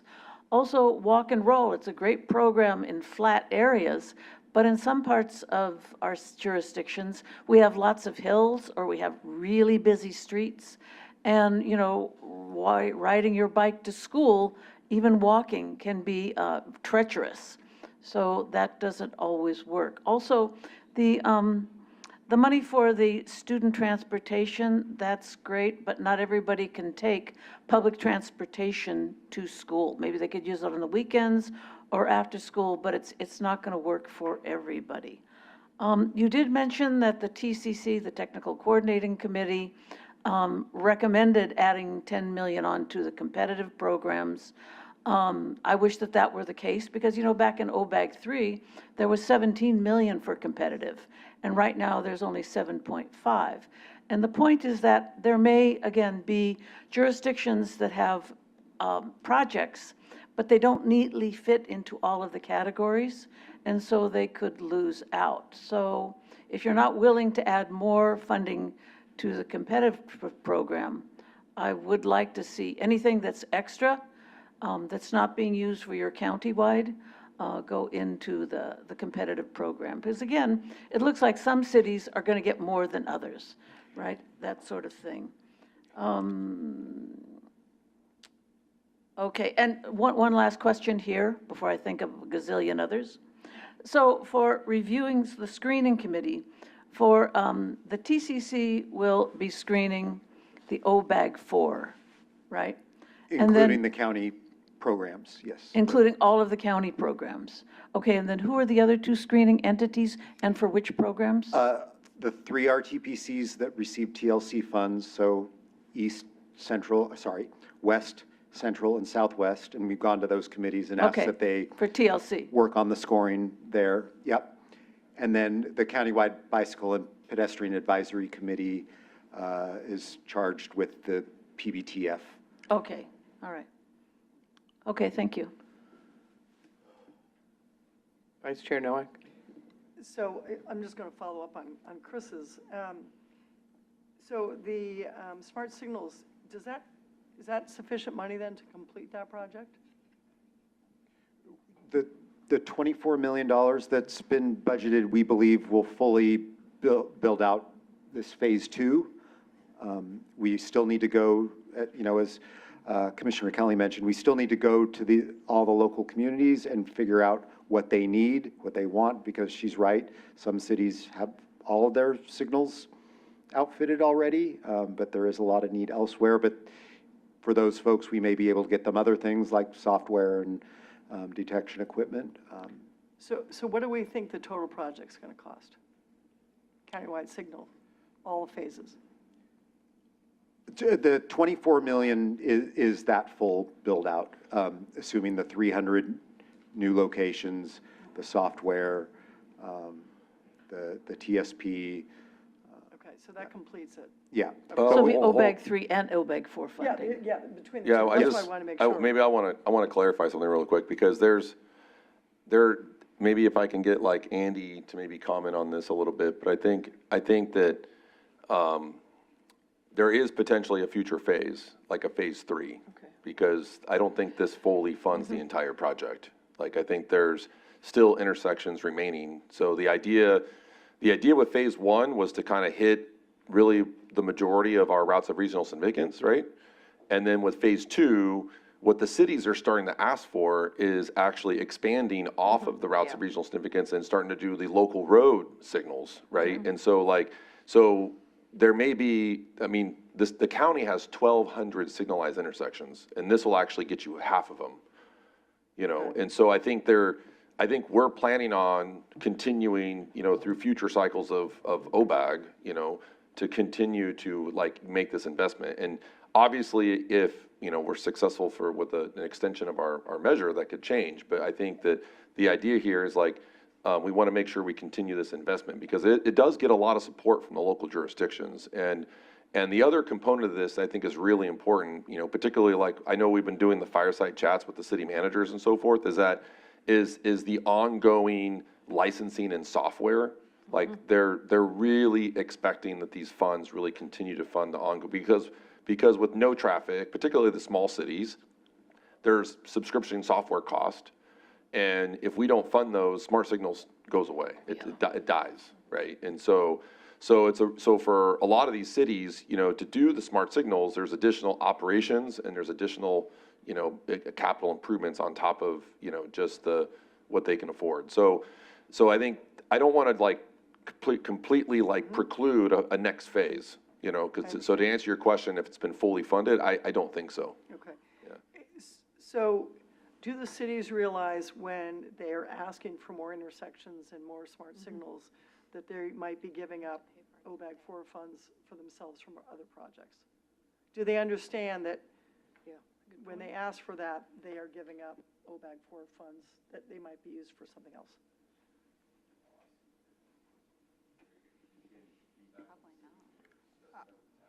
Do they understand that? I mean, they understand that, yeah, that it's either competitive or part of a countywide program. I don't know that they're thinking about the trade-off specifically, but I think in general, they're thinking about. I mean, there's $95 million, right? Yeah.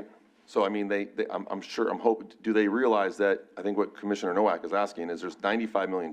So as they're making and discussing these options and these trade-offs, like, I mean, I think they have. Do they realize when they're, you know, the 24 million in countywide program is going to go to that, but if they want to do more or something like that, that's going to be less money for competitive grants? I believe they realize it, that? yes, yeah. And then, you know, at least the staff that's been part of the discussions, yes, they realize it. Whether the folks that Andy's talking to on the engineering side realize that, I don't know. Or do their boards know? Right, I mean, right. Their city councils. Yeah, I mean, We're we hear it, already you know, everybody kind of wants everything, and so I think it's striking a Well, balance. that's why I just want to make sure they Yeah. understand their trade-offs. Everybody wants everything. I totally understand that.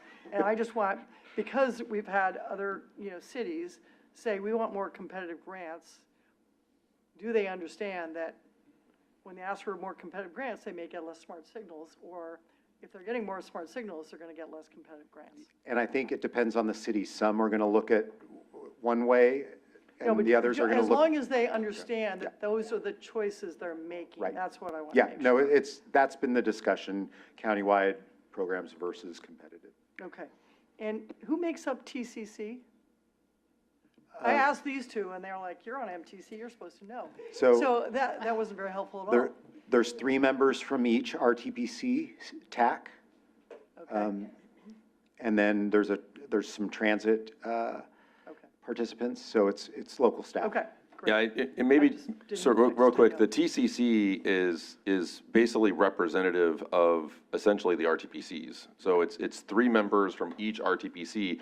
And what's interesting is each RTPC actually appoints their members in different ways. Yeah. Okay.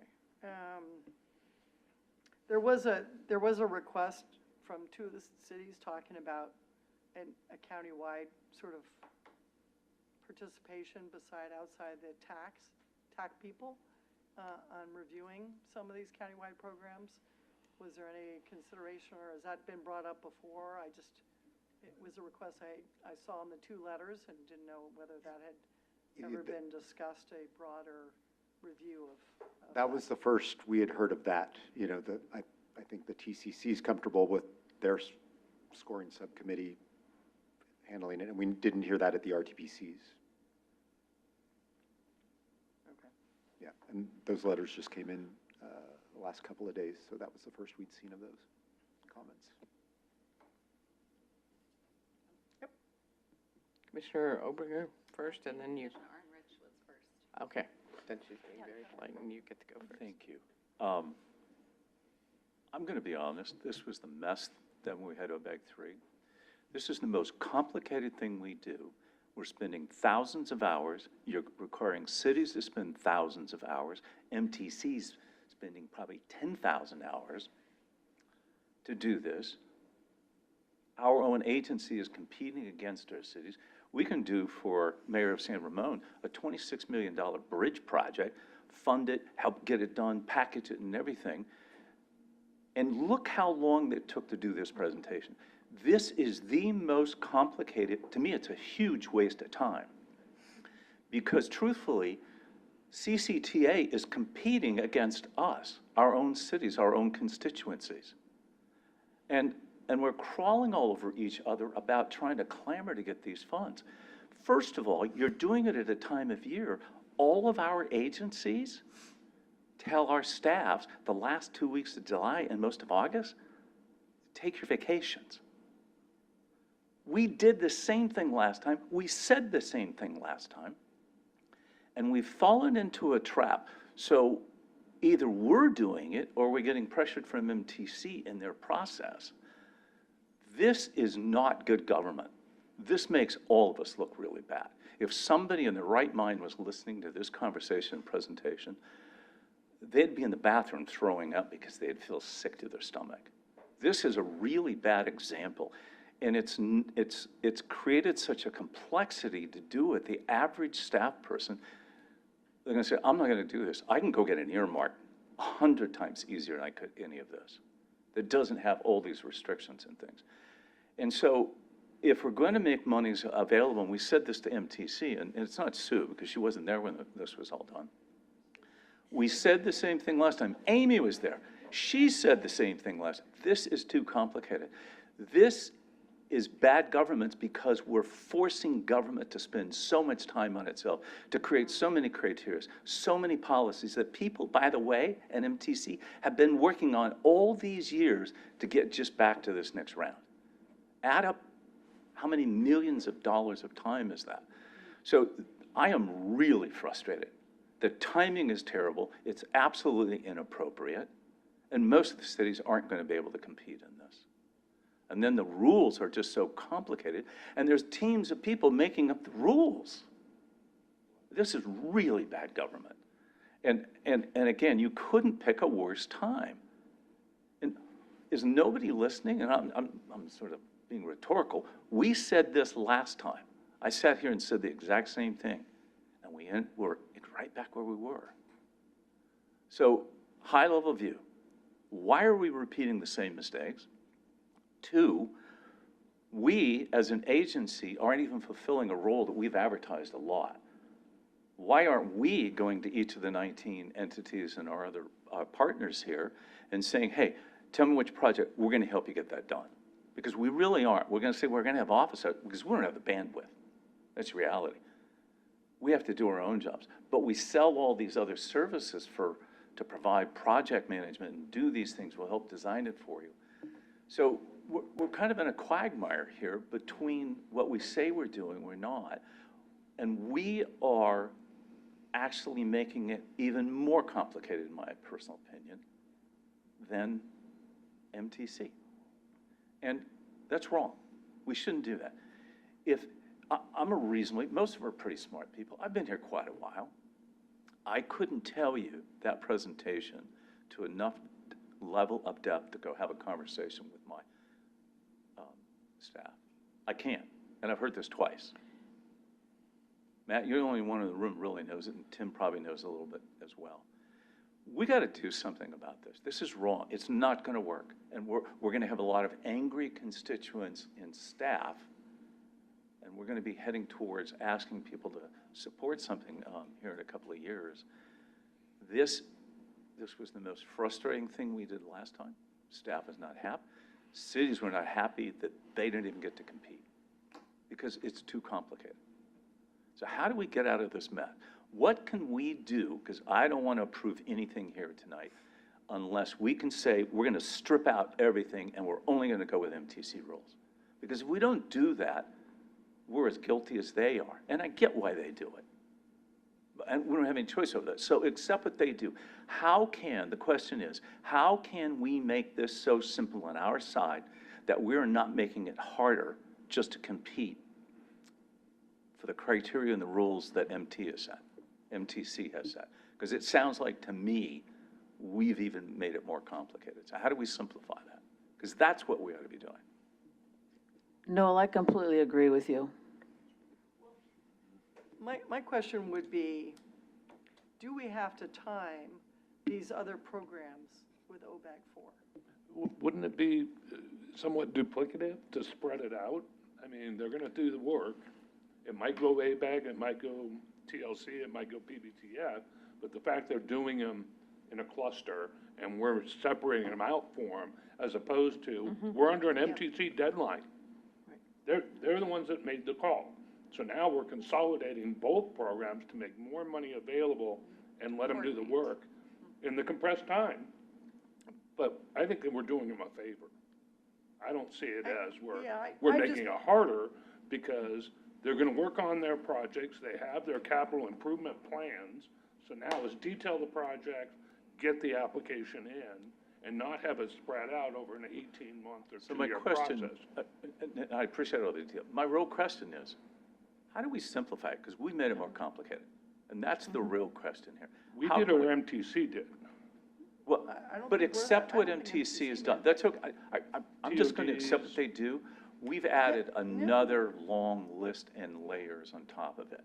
I'd like to see that go away, and how do we simplify it? The TOC is not involved in OBAG 4 this go-around, right? The TOC is only involved to the extent you want 45 million in a year and a half incentive dollars. Otherwise, TOC is not relevant. It is in the scoring. It's not. That's not how I read this. Okay, can I go back to the base It's question too here? complicated. And I get those differences there, and we can get that sorted out. But the question is, how do we eliminate and strip out all the layers that we've added to make this more complicated? And we're guilty, in my personal opinion, of ending up where we did last time. Why didn't we put this 2 months ago? Why didn't we do this release then? We put it to a point in time that's impossible to do. Those are the two questions. Before anyone tries to answer that, let's hear from Commissioner Obringer, who's been very patient. Yes, well, I don't know at this point. I mean, we're going in a different direction, which I am supportive of. The point that I wanted to raise was, you know, as I'm looking here at this criteria, and I'm trying to think about, you know, cities of all sizes and, you know, the CIP plan that Commissioner Carlson mentioned, and it's all well and good if we apply for these funds and are successful. But I was wondering if it would be possible to allocate some of the funding, say maybe from the school transportation program, or I'm not sure which exactly, but to help with matching, right? Because I don't know how many of us have enough money, because wouldn't it be a shame if we get awarded something and then we don't have enough matching funding to be able to obtain the grant. So, you know, and I was looking at that as well, because the criteria on the last slide was there was preference, right? You get 7 points if you have a match percentage from the applicant. So clearly, that is important to success. So, and the reason I was referring to the school program is whenever we'd had some of our conversations, and specifically looking at the countywide youth transportation program, it wasn't clear, you know, that the entire 20 million was going to be spent. So I was just wondering if some of that money could be allocated toward matching. So that was my point, but it could be moot if we're moving in a completely different direction. And just to clarify, Matt, the matching has to come from the actual applicant, right? It's not coming from CCTA per se. Correct, and we do need to be careful about kind of commingling funds, federal funds, using one as a match for another federal source, or a federal source for a match.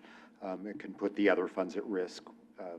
We Okay. did that, OBAG 2, we had a similar coordinated call for OBAG 2, and we did allow that, and we were warned against doing that again. Okay. Amy? Oh, thank you, Madam Chair. First of all, Matt, thank you for this. I kind of want to channel Julie Pierce for a minute in my remarks, because she was the one that led Shaping Our Future. And what that did is that created this template across all of our cities to have people thinking about how can we have projects that can utilize these kinds of funds. And it's really impressive when you look at what Contra Costa cities have done over the decades. And I agree with Newell that we do need to make this as simple as we can. In other words, criteria may help us, but we also don't want us to create a situation where we are not able to put projects in every single sub-regional committee area in the county. East County is a great example. I'm glad that this money has been bundled because I remember the agreement to put the TLC money in different higher priorities. And so under this, those communities in East County, for example, can access other funds to be able to have projects.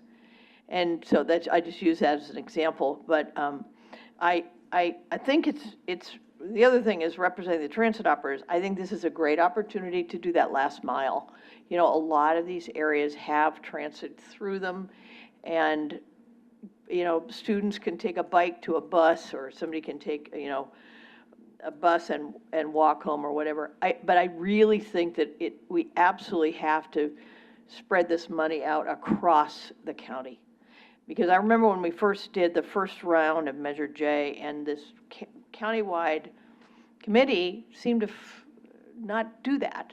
And there was a lot of unhappiness. And I think that given the fact that we are reaching out to our voters to find out what their priorities are, this is an opportunity to really express to all of our communities that there is opportunity for funding. And I think a lot of the communities already have these projects sort of teed up, and it's just a matter of waiting for funding opportunities to come along. But I just think that for us to be successful, we cannot limit it, and you know, we've got to really spread the money out throughout Contra Costa. Vice Chair Noack, did you have another comment? Oh.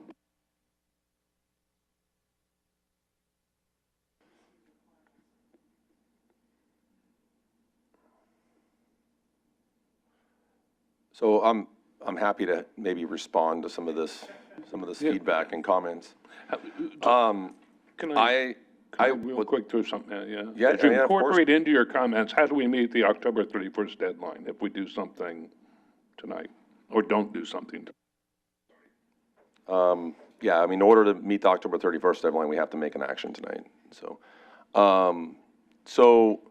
I just actually want to go back to OBAG 3 because Commissioner Arnrich kind of talked about like, hey, we were here last time. And, you know, keep in mind that what we're really taking action on tonight is really a funding framework, right? And so we have to go through the process to really understand really what the projects are going to be, what applications we're going to get, and how we can actually make all of this work together in a cohesive way to actually address Representative Worth's comment in terms of making sure every city actually benefits from these funds.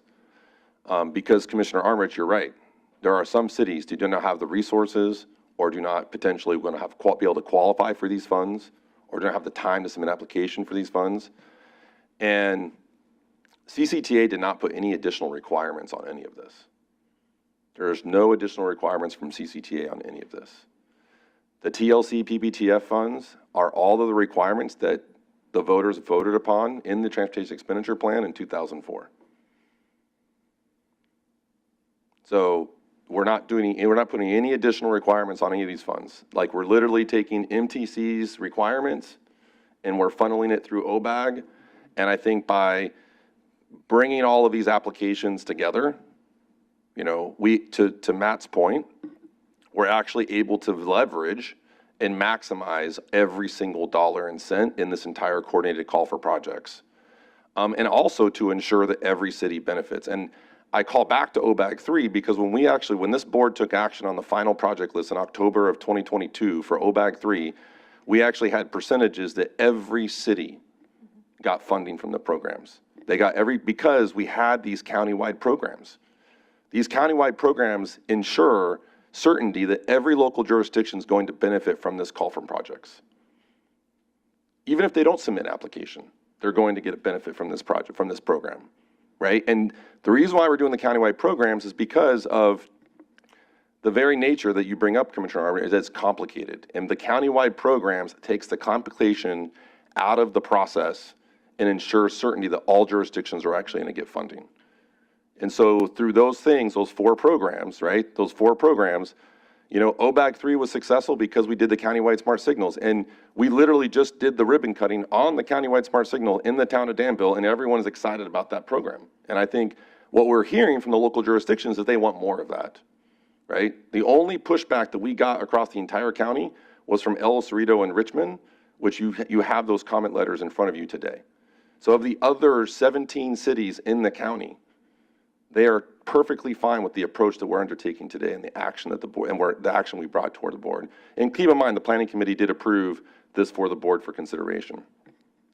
So thinking about it in terms of in terms of that framework, you know, we're continuing with Safe Route to Schools. You know, there was actually some complaints from the cities that OBAG 3 did not do enough because we're not able to do Safe Route to Schools mapping for every school in every jurisdiction. And so now we have local jurisdictions asking us, we need more money for Safe Route to Schools. We need to map every school, make sure every kid, and we have a plan to make sure every kid gets to their school safely. And we're expanding this countywide. The other program is the student transit program. And I know that's a very important project to the authority board, you know, and we've been talking a lot about that with Youth Ride Free, you know, and looking for an opportunity to fund how to expand Youth Ride Free countywide, right? So the issue with that in terms of this is that MTC, their requirements require to have a Clipper card. And so we are implementing a countywide transit program, and this will actually take the pilot program that we've been proposing to Transpac, which you'll continue to hear more about, and expand it countywide to 20,000 students countywide, right, throughout the entire county. And it's not enough. I know it's not enough. We need more money, but you know, there's potentially other opportunities out there to do that. So these county programs make the process simple for everybody and ensures everyone's going to benefit from the call for projects. And keep in mind that of the $95 million, 60% of it is actually available competitively for all jurisdictions if they so wish to submit an application. So we believe as staff this is the right framework to really balance all the needs. And in terms of the complications and the requirements, I mean, this has been going on for over a year as BACTA has been undertaking OBAG 4 guidelines. All 9 Bay Area CTAs, we've been discussing OBAG 4 guidelines for over a year to really, and as Sue knows this, TOC was front and center and she was able to negotiate that out of the guidelines, you know, and so there's been a negotiation here, Bay Area wide with 9 Bay Area County CTAs to get these guidelines ready to go. And that took longer than expected. We didn't get the guidelines from MTC until March. So, and it takes time. Now I mean, Matt did a great job of going to every RTPC TAC twice, TCC TAC, trying to get the support of the local jurisdictions. And tonight we're here, we've got the support of 17 out of the 19. I think what part we're missing is that you guys have been communicating staff, but we haven't heard this from our staff. We haven't heard from our staff that they think these projects makes the most sense. Nobody on my staff has said any of that to me. So they're not saying we're willing to give up OBAG 4 flexible funds to get smart street signals. Nobody said that. And I think that's where many of us might be, is we feel that we don't know that priority from our staffs more than anything else. And so therefore it makes it very confusing and very difficult for us to say, yeah, we want to put those in those programs because we haven't heard it.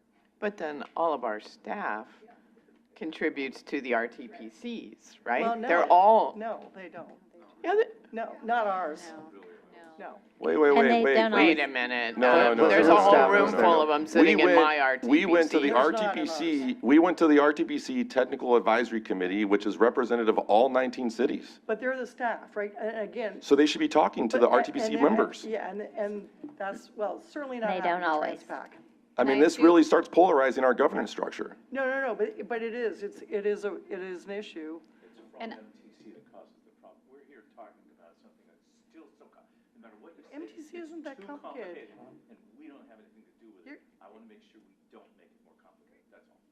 And I do want to say, so regarding staff, so I did hear from my transportation director who serves on the TCC, and I don't know what other body. And so he did have concerns about, you know, the county-wide projects as opposed to making those competitive, just like all of the projects that we're going to submit. So I don't know who else has heard that from their staff. I have heard the But same I thing. heard that, and so, and I did raise it at the planning committee meeting, and so I will just share it again, because that is what I heard, that the request was to have the county-wide proposals also be competitive along with the proposals that the cities submit. So- Yeah, and I would agree. In West County, my public works director was very frustrated by all of this. You know, and Newell is right, this is just way too complicated. What if we just dealt with the OBAG 4 projects right now because of the October 31st deadline? Well, I can see a lot of benefit to what the staff wants, which is because you're talking about how hard this is for local staff and how complicated it is, if local staff have a good project to submit, they're not having to decide what to submit it as. They're able to put it together as a very good application, submit it, and in the process, all of the selection team is going to help try to put it in the most successful category. Did I say that correctly, Matt? Definitely, and also when we're considering the OBAG 4 projects, they need to be the most competitive regionally. You know, your average local project probably won't compete well enough at the regional level to make MTC's list. Very few projects get, competitive projects historically have gotten funded through this process. It's a handful of projects as opposed to, you know, the countywide programs, which guarantee that everybody gets some benefit. And I just, in terms of the complication, CCTA is taking on all the burden of the complication. All we're doing is telling, no one needs to worry about all these fund sources and all these requirements and everything like that. Basically, we want the local jurisdictions to submit their best projects, and Matt is offering these technical assistant office hours to support jurisdictions with their applications, and all of this burden is actually falling on CCTA staff. Like, all we need to do is have local sponsors submit these projects, reach out to CCTA, and we will work with them to create the best project that fits into these categories. And we are taking on that burden, so that way that the local, and keep in mind, all of this money, all $95 million of it goes back to the local jurisdictions. All of it.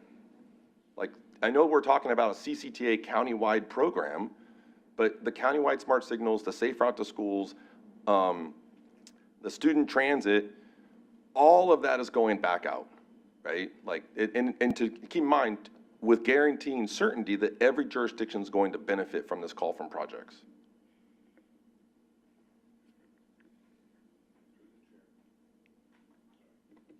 I thought my light was on. I just think part of the problem is every jurisdiction has their own little priority list. And, you know, safe route to schools not be the one I want to put money into, and I get that.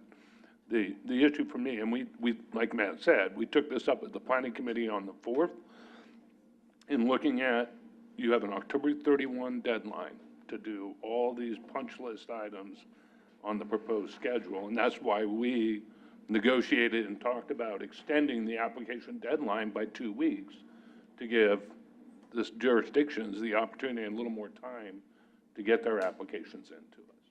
But the reality is it's October 31st, or you're not in the competition. You're not going to play ball with them. Commissioner Xavier? Yes, in my city, I can't talk to the staff because we lost our public works director. He died like a month or so ago. He was on medical leave. He didn't make it. So we don't have a public works director. We have an interim. We're hiring. Last night I found out our senior civil engineer just resigned, effective this month, by the end of the month, for personal reasons. So right now, there isn't even anybody to talk to get input. Otherwise, they probably would have written a letter. Thanks. All right, any other? Just me, but. I'm sorry. I'm ex-officio. It's I don't hard to really keep count. up turning No, my head, and- Candace. No, and I don't get to vote, but I actually, as I watched the presentation, I thought this actually could work. And I think we also have to really look at historically how we, as a transportation authority, have ensured that there is equity throughout, geographic equity toward projects. We aren't leaving any city out, and particularly if you've got a unusual situation where you don't have public works staff able to help, there may be opportunities for someone within your RTPC to assist with whatever it is. But to me, keeping it in one pool, having a committee decide how can we most competitively allocate each of these funds to really see these projects go, to me, it makes a lot of sense. And I don't think, again, I appreciate the fact that I think Tim said, they're going to sort through the complicated part. We, as cities, as the county, we just have to fill out the application and say, this is the project that we really need to see funded, and then we'll figure out from there. So I have faith in the process simply because I've sat here for the last 20-plus years watching, whether I've been directly on CCTA or just a council member or a county supervisor, and I've seen that it's worked. It actually has been 23 years, not 20. And I've seen it really work. We have a very, very effective transportation authority. And given all of the nuances of funding sources and not wanting to overlap, et cetera, I would love to see us just move forward. I don't get a vote tonight, but I think you really should move forward with it.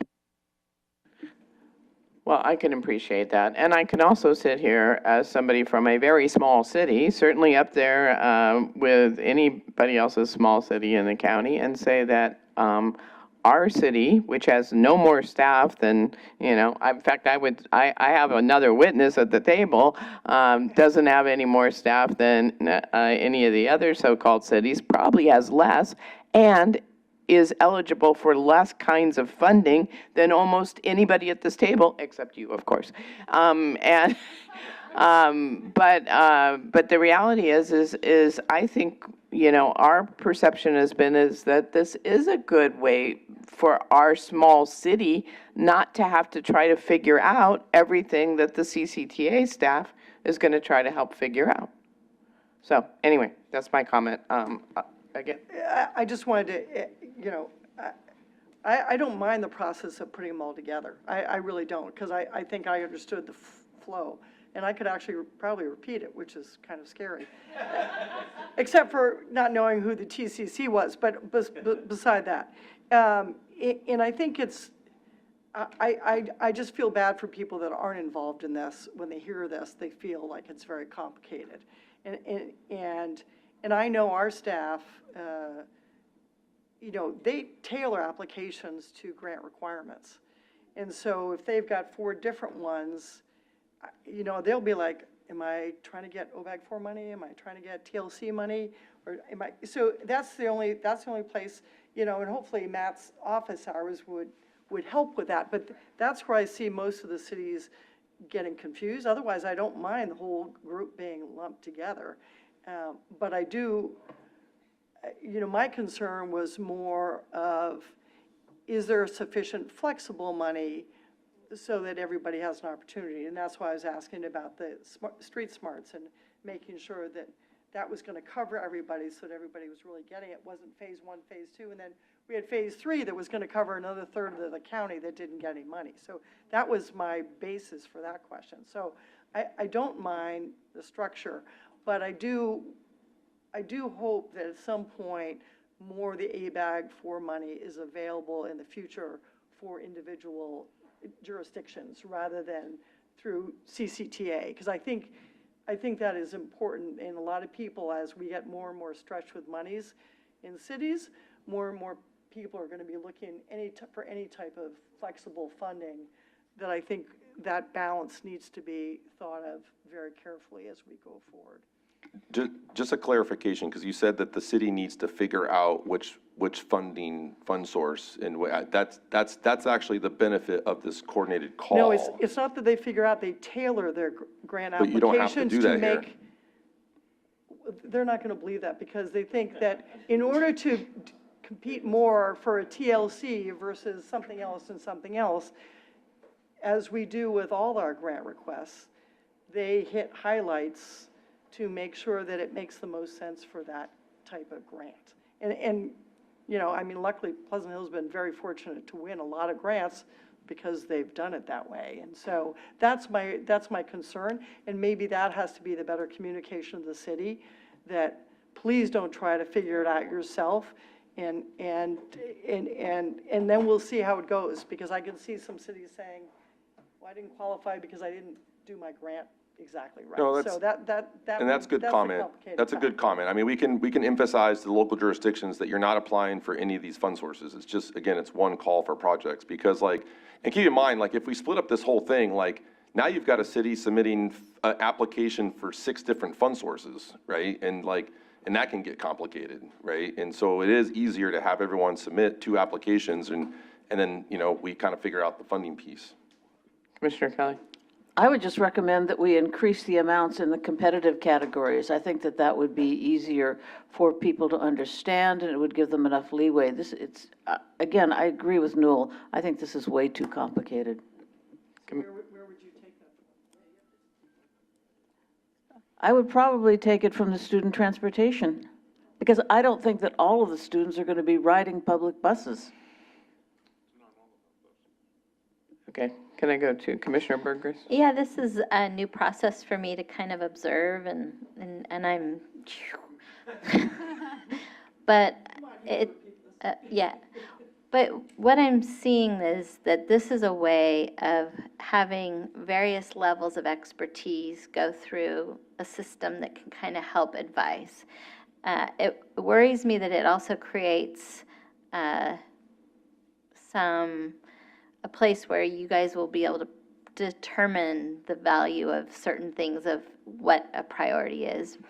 But I think it is a system that allows us. But the other question I had is, in going through this, does it also help you recognize possibly other sources of grants or projects that we could also, you know, kind of package together or whatever in the future? That's kind of what I'm seeing. Is that accurate? Absolutely. Even in the TDM conversations we've been having with West County, we've realized that the funding that they need is actually probably perfect for some of our accessibility or LAFA funding, which is a TNC fee program, that they should be applying for that, which will be a call for projects that will be done entirely separately and come later. Yeah. Similarly, that's why we added the TFCA. There's a new program for bike facilities. We saw more alignment with these other programs, and it's very complicated, as you've all heard, to do cost effectiveness with TFCA. So we want to use this to help, that we will help do all of the calculations for cost effectiveness and find the right project to then use that pot of funding. So that was the opportunity that I saw in it, but I do recognize that, you know, some cities are going to be dealing with staffing situations. You know, I can see it in a lot of different cities and different situations. And I think that the communication, as has been kind of emphasized, is maybe giving more of a heads up further ahead. I think the other part of it is that those of us that are in elected position, we are held accountable for the decisions that are made down the road. And if we don't even have an understanding of what our technical advisors are pushing, we may have differing opinions. And so that's why I've been kind of pushing how we interact with our RTPCs, how we are more engaged and communicative and reporting back to our councils or the agencies that we work with, so that we are really engaging not only who we are representing, but also the whole council, so that when those decisions are made, everybody is on the same page. All right, any other, yes, Commissioner Armstrong? Yeah, I'm good with the consolidated call for project in general. You know, we've got $95 million. 62% of that goes to the 2 competitive program areas. You know, 38% is going to the 4 countywide program areas. Each city submit your 2 projects, and CCTA sort it out, and I'd say we move on with it. If that's a motion, I'll second it. If not, I'll make the motion to accept the staff's recommendations. All right, so then we're going to go with Commissioner Carlson making a motion. Commissioner Burgess as a second. Yes, okay, we're going to go back to the board first, and then we're going to go to public comment. Okay, Commissioner Meadows. No, I was saying just public comment. I'm sorry, I thought you meant you had a comment. Okay. So then we'll go for the call for public comment. I'm apologize. So do we have any public comment, and do we have anyone in the room that would like to come forward? We had the 2 letters received from the city of El Cerrito and the city of Richmond that were provided ahead of the meeting, and we have no further public comment. Okay, with that, we have a motion. We have a second. Do you want to take our roll call, please? Commissioner Armstrong? Yes. Commissioner Arnrich? Abstain. Commissioner Banales? Yes. Commissioner Burgess? Yes. Commissioner Carlson? Yes. Commissioner Kelly? Abstain. Commissioner Meadows? Yes. Commissioner Obringer? Yes. Commissioner Xavier? Abstain. Vice Chair Nowak? Yes. Chair G? Yes. Okay, it does pass with Commissioners Arnrich, Kelly, and Xavier abstaining. Thank you. And with that, Matt, you don't even get a break. It's simple, buddy. You get to go to agenda item 9B, which is approval of the draft Contra Costa Countywide Community-Based Transportation Plan.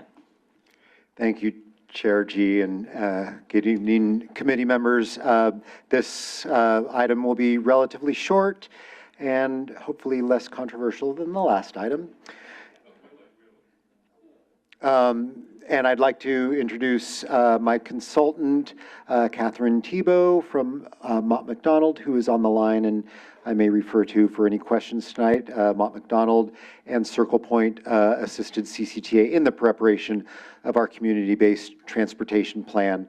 So here's what I'll be talking about tonight in about this many slides. So I'll move through pretty quickly. So what is a community-based transportation plan? As I mentioned earlier, this is a different planning process. It's designed to be different in that we are reaching out to communities, in this case, equity priority communities as identified by MTC's Plan Bay Area, recognizing that there are these communities around the county that have populations that have put them at a, somewhat at a disadvantage in terms of accessing the transportation system. So there may be,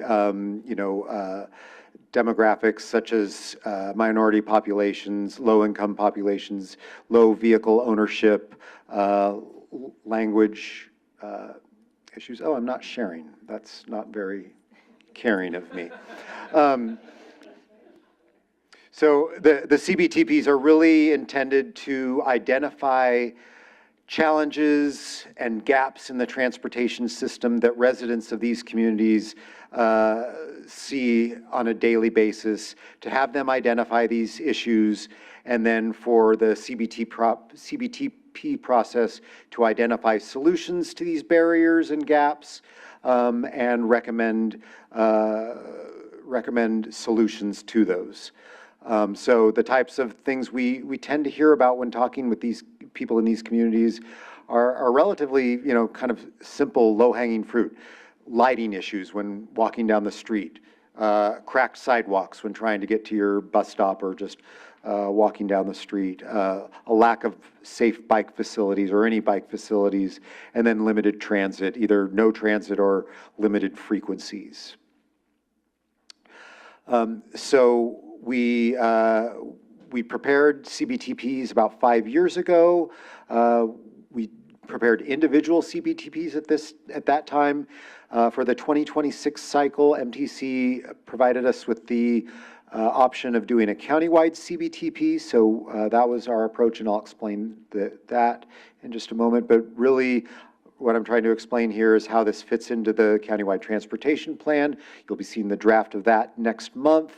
All the recommendations from the CBTPs make their way into the countywide transportation plan, but the CBTPs are really seen as a near-term planning document that really focuses on some of that low-hanging fruit. While we may hear from folks that they, in Richmond, that they want BART extended to, Hercules or somewhere to the north, we will log that project, but it probably will not get recommended as part of this process just because it is probably a many decade and many billions of dollars projects, and more appropriate for the countywide transportation plan, which is a longer range project.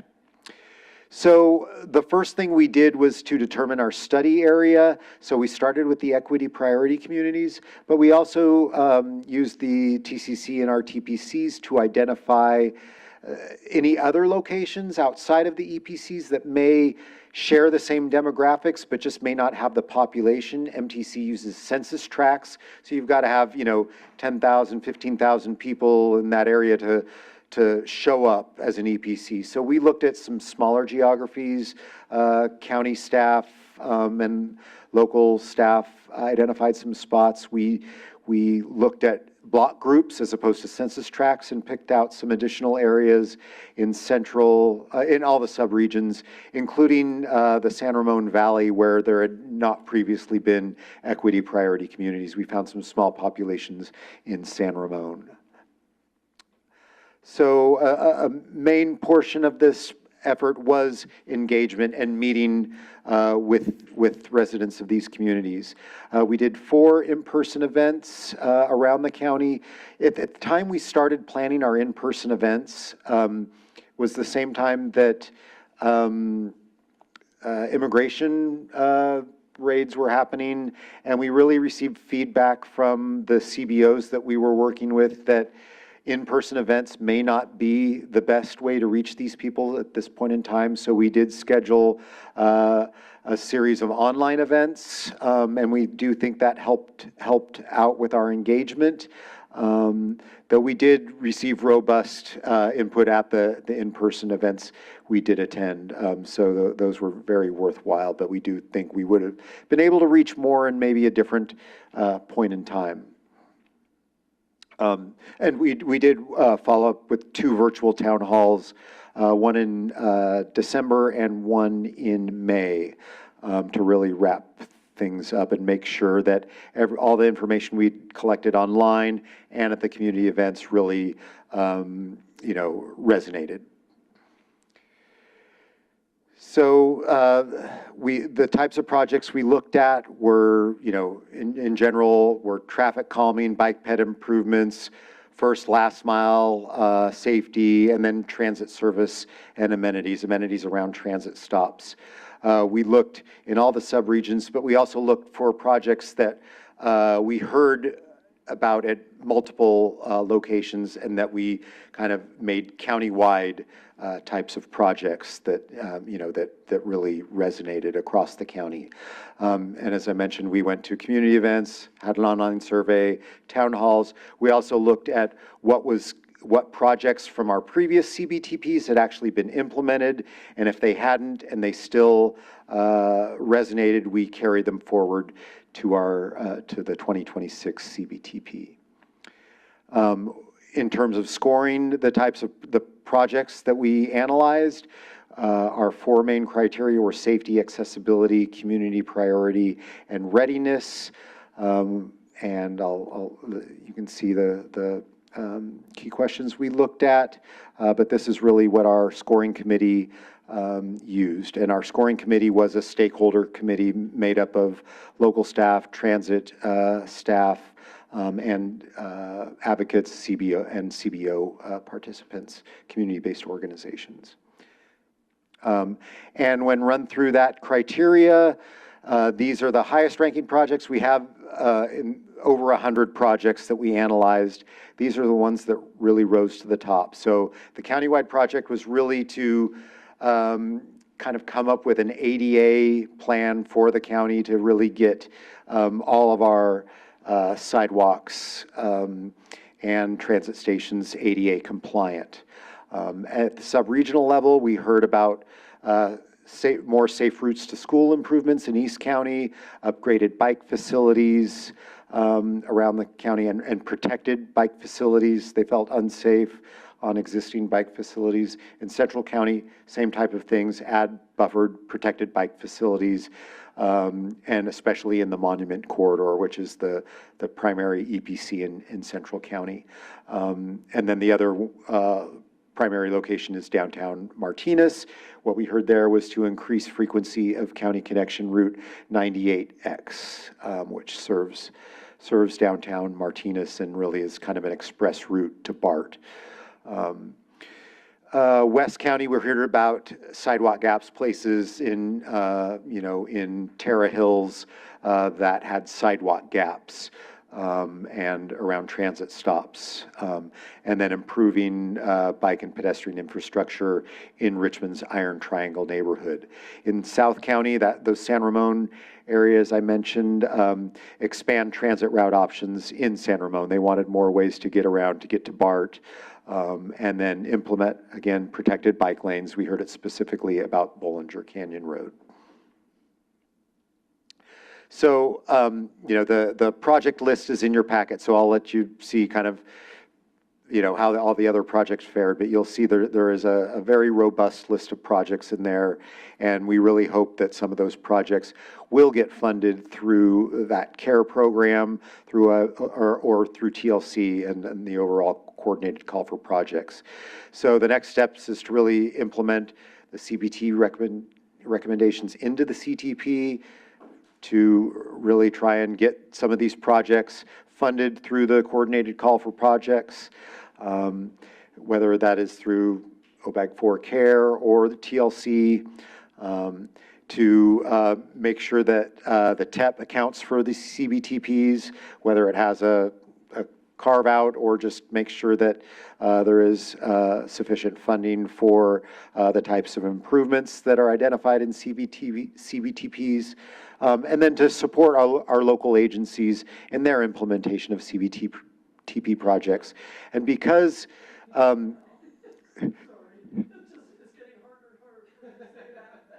know, my C's and T's and P's are slipping.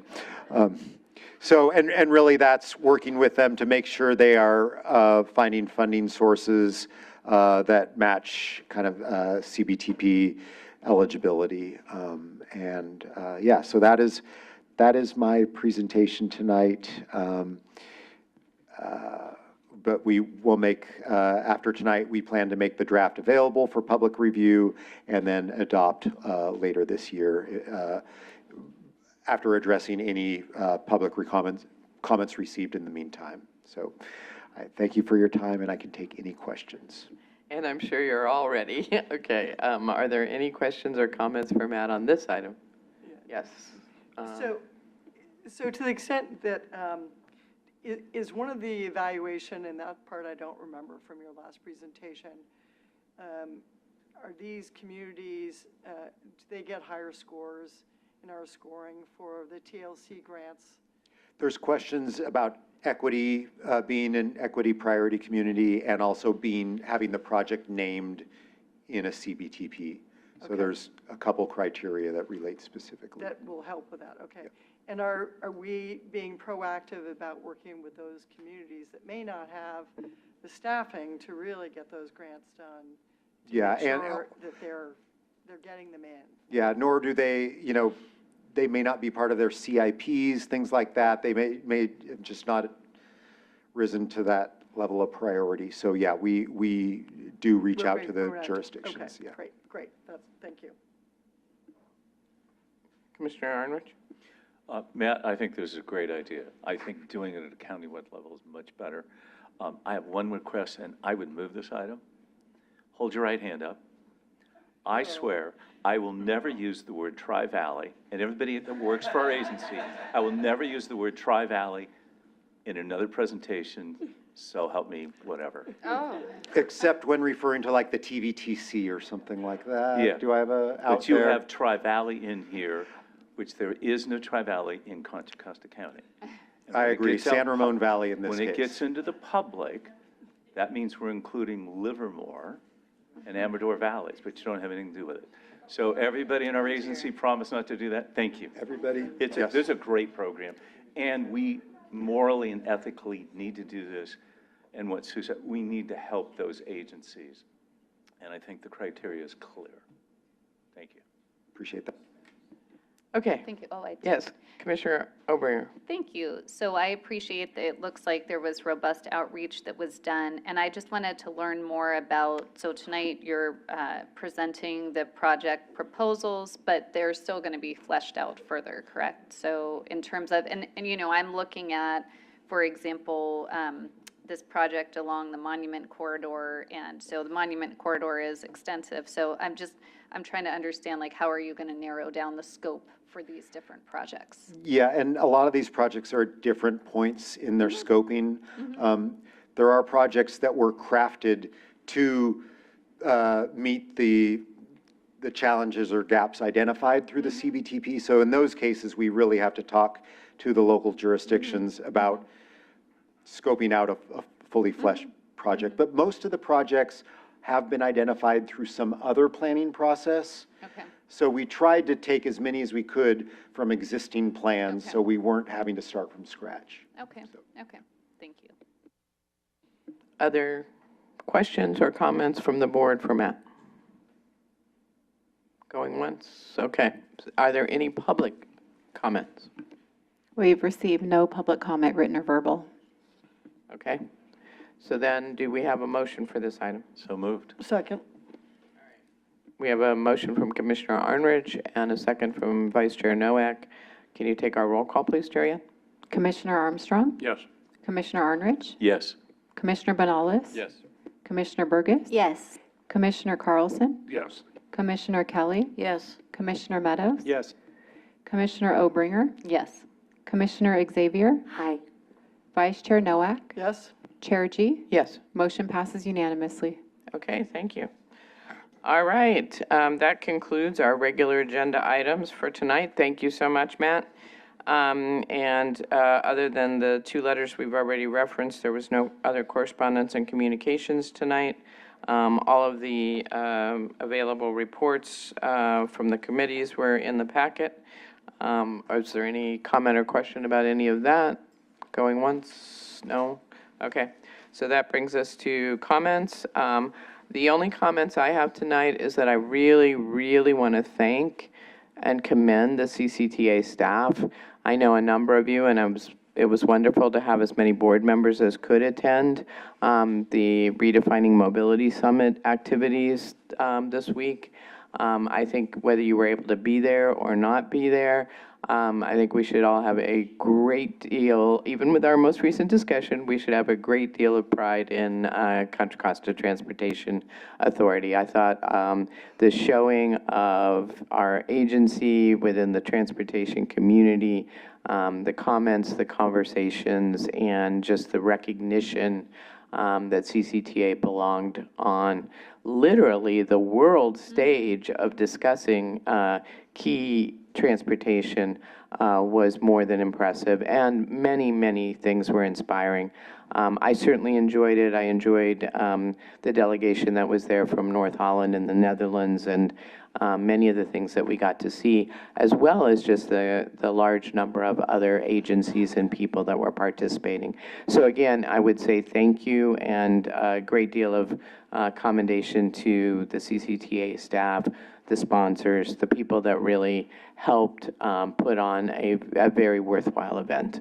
So that is my only comment from me. So I will now turn to the other commissioners and see if there are other comments. Commissioner Obringer. I was just going to, I think it was very well said, Chair G. So, and it was a point of pride to have some of those folks and just some of the long-standing relationships with the Netherlands and North Holland that have been developed and strengthened over the past decade is really heartening to see.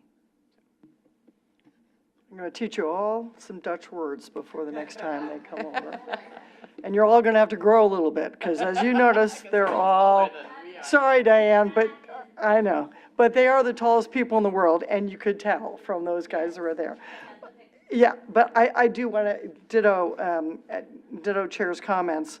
And I learned a lot when I was there. I didn't make all the sessions, but I did make quite a few, and learned a lot, met a lot of really good people as well through the process.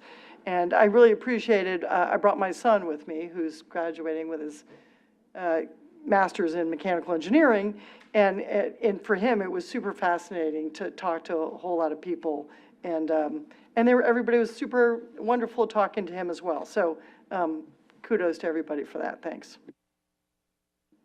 Any other commissioners? Otherwise, I'm going to go to our representatives. Seeing no commissioners. All right, Matt has got his finger on the button. I'm going to go with him first. I'm ready. I even stretched. Thank you. The moment you've all been waiting for. Thank you so much for the opportunity. What a night. It's a great night here. So speaking of international, there's a little thing called the World Cup going on in the Bay Area, and we're happy to be one of the partner agencies. My name is Matt Rinn, and I am ex officio alternate Board of Directors, District 1, San Francisco Bay Area Rapid Transit District. Name's Matthew Cameron Rinn. Okay, that's my title. So for those who didn't know in the room. And we've been coordinating with all of our partner agencies, and first night, opening night of the World Cup down in Santa Clara, there's 37,642 trips between BART and the VTA reported out, so that was fantastic, which was 6,000 more than the Super Bowl, and that was just on one night.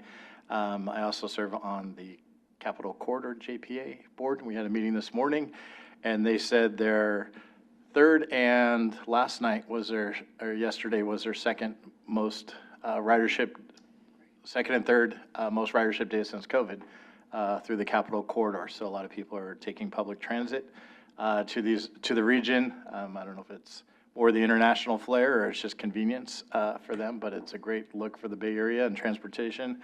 I know I'm preaching to the choir with all the transportation people in the room, but we're excited to be part of that. BART ridership continues to go up, and we just released our metric on-time performance, which was at 94%, which is the first time it's been above 90 in a long, long time, 90%. So continue to work on efficiencies, ridership's up.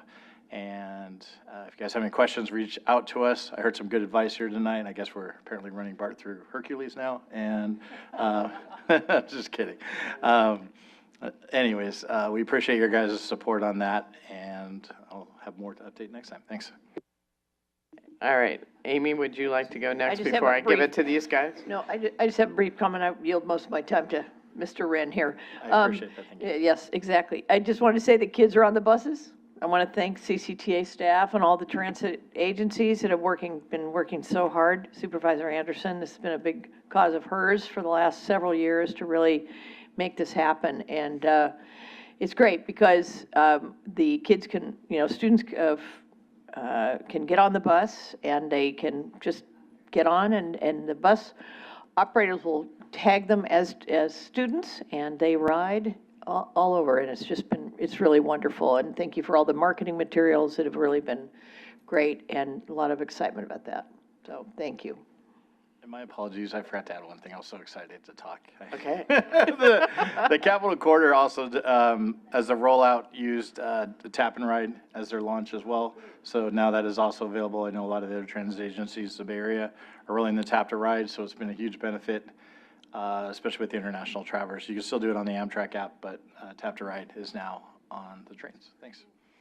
Wonderful. So let's hear from the very complicated MTC. Yeah. The big thing we're focusing on right now is trying to get the bulk migration on Clipper 2.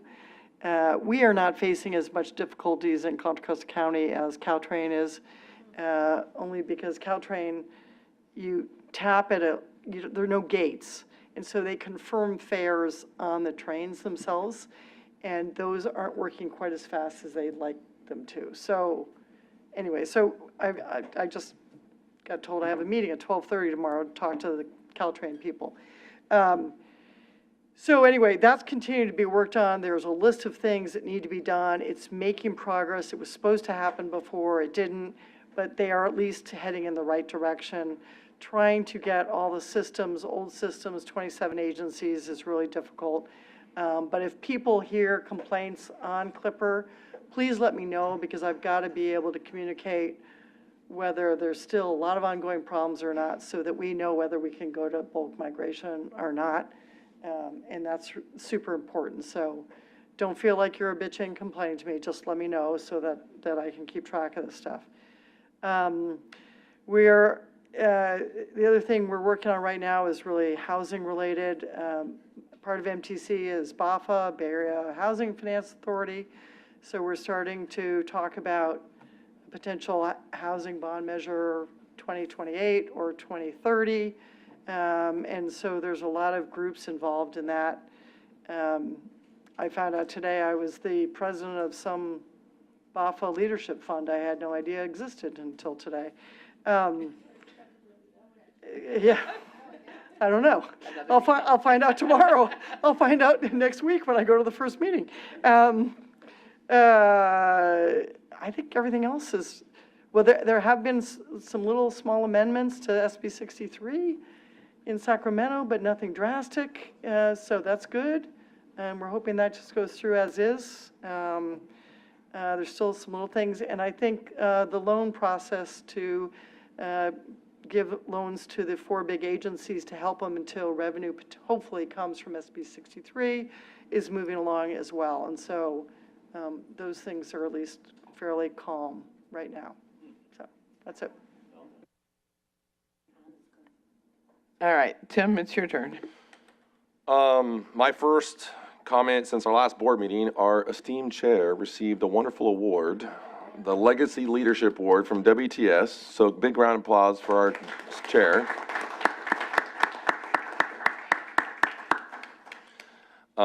Well deserved. You got your next piece of plastic, as you say. You know.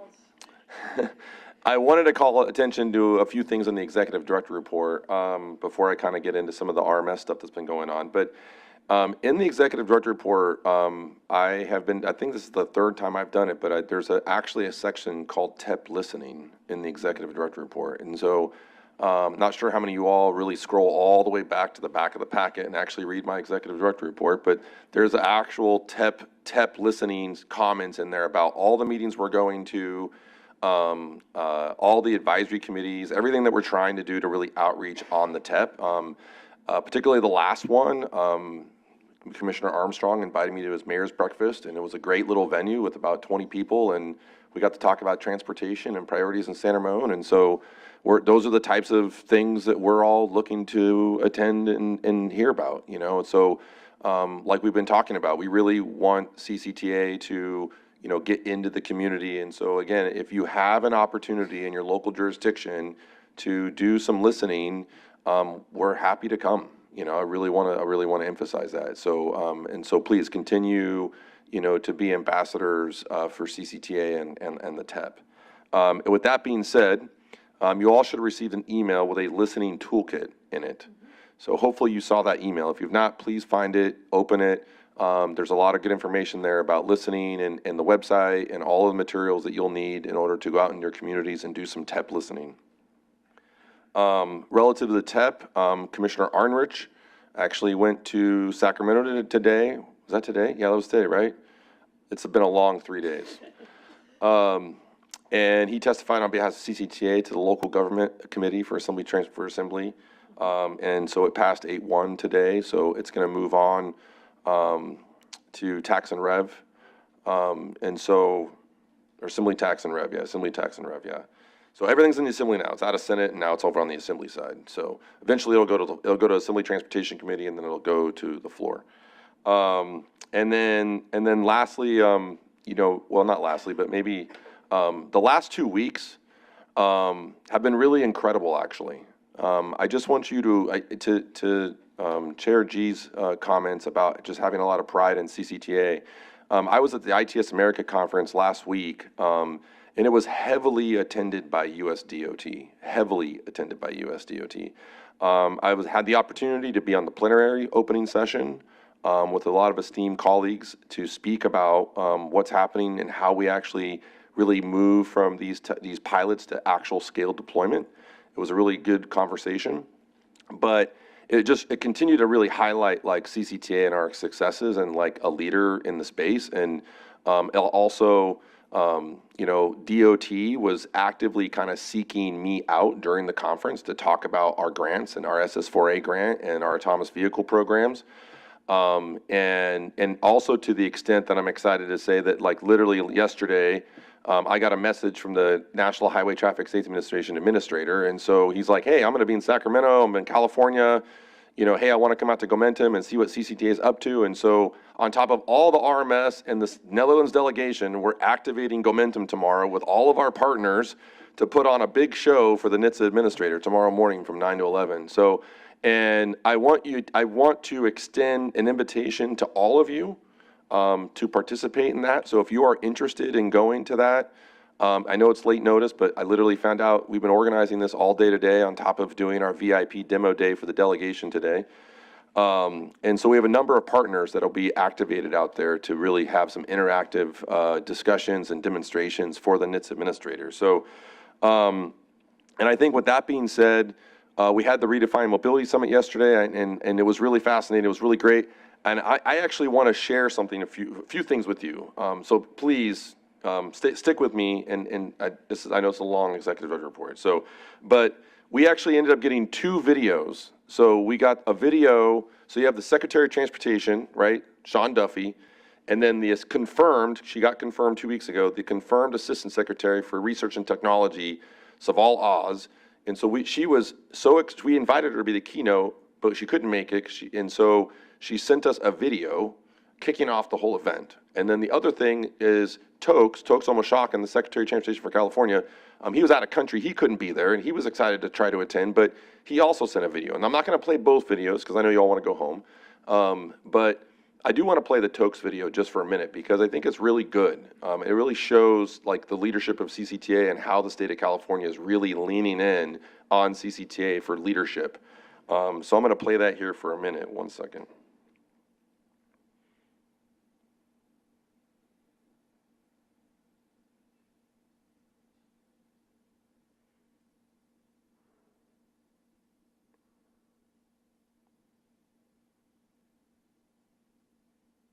Oh, you know what? 1 second.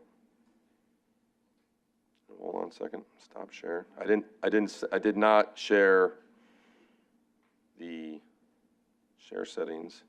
I got to make sure I share the sound.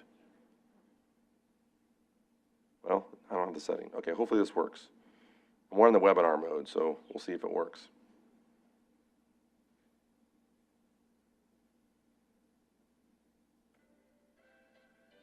Good day. I'm Tokes Omashaka, California's Transportation Secretary. A warm welcome to all of you there at the Contra Costa Transportation Authority's 11th Annual Redefining Mobility Summit. For more than a decade, CCTA has helped bring together public agencies, innovators, researchers, and private sector partners to explore how new transportation technologies can move from concept to real-world deployment. This work is not just important. There's also an urgency that comes along with it. There's a critical reason our CalSTA teams build our work on what we call our core 4 priorities: equity, climate action, safety, and economic prosperity. Each of these 4 is essential for a thriving community, which translates to improved quality of life for all Californians. I'm grateful for the support of our Governor, Governor Gavin Newsom, who has backed these 4 values with true action. Across California, we're focused on building a transportation system that is safer, cleaner, more connected, and more accessible. This requires collaboration across agencies, sectors, and of course across borders. So in that same vein, it's an honor to welcome leaders from the province of North Holland to this year's summit. California and the Netherlands share many of the same goals: advancing innovation, improving safety, reducing emissions, expanding mobility options, and making sure transportation serves all people and communities. Through its leadership on automated vehicle testing, connected infrastructure, public-private partnerships, and real-world pilots, CCTA is helping to show what it takes to scale innovation responsibly. California continues to advance the policy regulatory framework needed to support safe commercial automated vehicle deployment, including the recent adoption of DMV's commercial AV regulations. The conversations happening at this summit, ranging from autonomy and safety to advanced air mobility, shared mobility hubs, and international partnerships, are exactly the kind of conversations we need to be having to help us move beyond ideas into implementation. Thank you again to CCTA for convening this impactful event. And thank you to the province of North Holland, the entire delegation, for joining us here in California. I hope everyone leaves the summit today having sparked new partnerships and continued progress towards a transportation future that is innovative, safe, sustainable, and built for all people. Enjoy the summit. I look forward to seeing you around soon.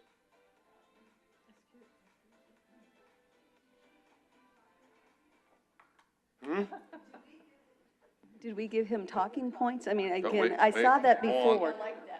before. 1 second.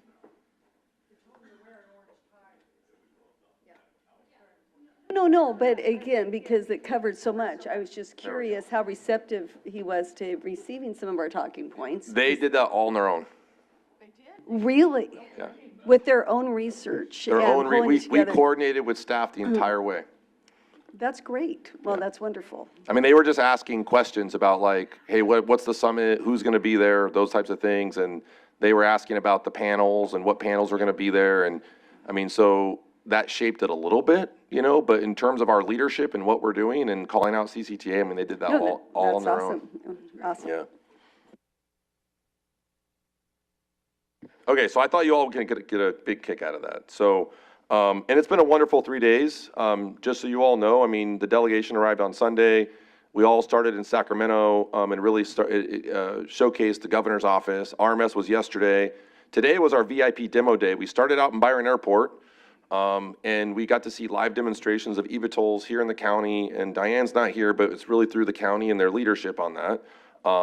We tried to get X-Wing at Buchanan yesterday, but that kind of fell through, unfortunately. But we tried really hard. They tried really hard. It was just a logistics thing. But the demo zone was at the Buchanan Airport. It was really well received. Lucid was giving actual demonstrations and rides of their autonomous vehicles. Tesla was also doing that as well. And so the conference just continues, I think, to just continue to raise the bar. It was our largest conference yet. We had over 266 registered people there. We also had university students there. And so it's just really, really, really well attended and really well received. Lastly, we launched the countywide Smart Signal program in the town of Danville. So Commissioner Armwich was there and others were there. And so that was exciting to kind of do the ribbon cutting on that and kick that project off throughout the entire county. And then you've already mentioned the Youth Ride Free. And so I think that's been a great partnership with the trans operators and supporting them with all the marketing materials and amplifying the program to get it farther out there. We've been doing ad buys on Facebook and so forth. So it's been great to support and amplify that. Lastly, next month is going to be a very long meeting. I'm just all warning you now. Longer than this. We have a very full agenda. We plan to talk, and the reason why it's going to be long is because we have a TEP item. That's why. And so we plan to bring forward a TEP item. We're going to give you a brief update with our consultants will be here. We're going to give you an update on the listening, potentially on the poll and some of the preliminary results of that. And then also we're going to kind of do a little bit of deep dive into the actual TEP structure and framework and kind of build off what we did at the workshop. So to help save on time, and I just want to maybe just get a raise of hands or interest, is I was hoping to maybe schedule a special meeting of the authority board at 5 p.m. to discuss the TEP. So that way we can get through that, and that way we're not leaving at 11 o'clock at night. So does that kind of work? That sound good to everyone? Yeah, okay, perfect. So we'll get that out. And then 6 will be the regular meeting, and that meeting will be really kind of focused on SB 63 and some transit-related items. And so we will be talking about some items related to the split with the trans operators as well as the return to source on SB 63 and the guidelines for that. So it'll be a really important meeting to be at. So that's it. Thank you for your attention. And I hope you all have a great rest of your week. Thank you very much. Yeah, thank you very much, Tim. And you saw everything else. We're adjourning tonight's meeting at 9:12. There we go. That's almost as good as you. Almost as good. And the next meeting is July 15th. Recording stopped. Anything that scares me is having Is any, before everyone leaves, hello? Is anyone missing an earring? Pearl earring?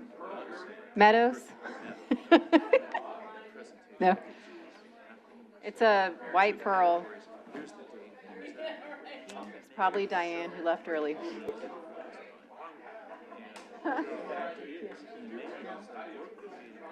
Probably Diane Burgess who left early. Yeah, it was found in the kitchen. I was. I'm like one left. It had to be. I was worried it was her. You have the right to do both, but if you do this, that, end of story, here's the amount of. Okay, I agree with that. He could have made it a lot easier. Our staff came back to me and said, I have no effing idea what he's talking about.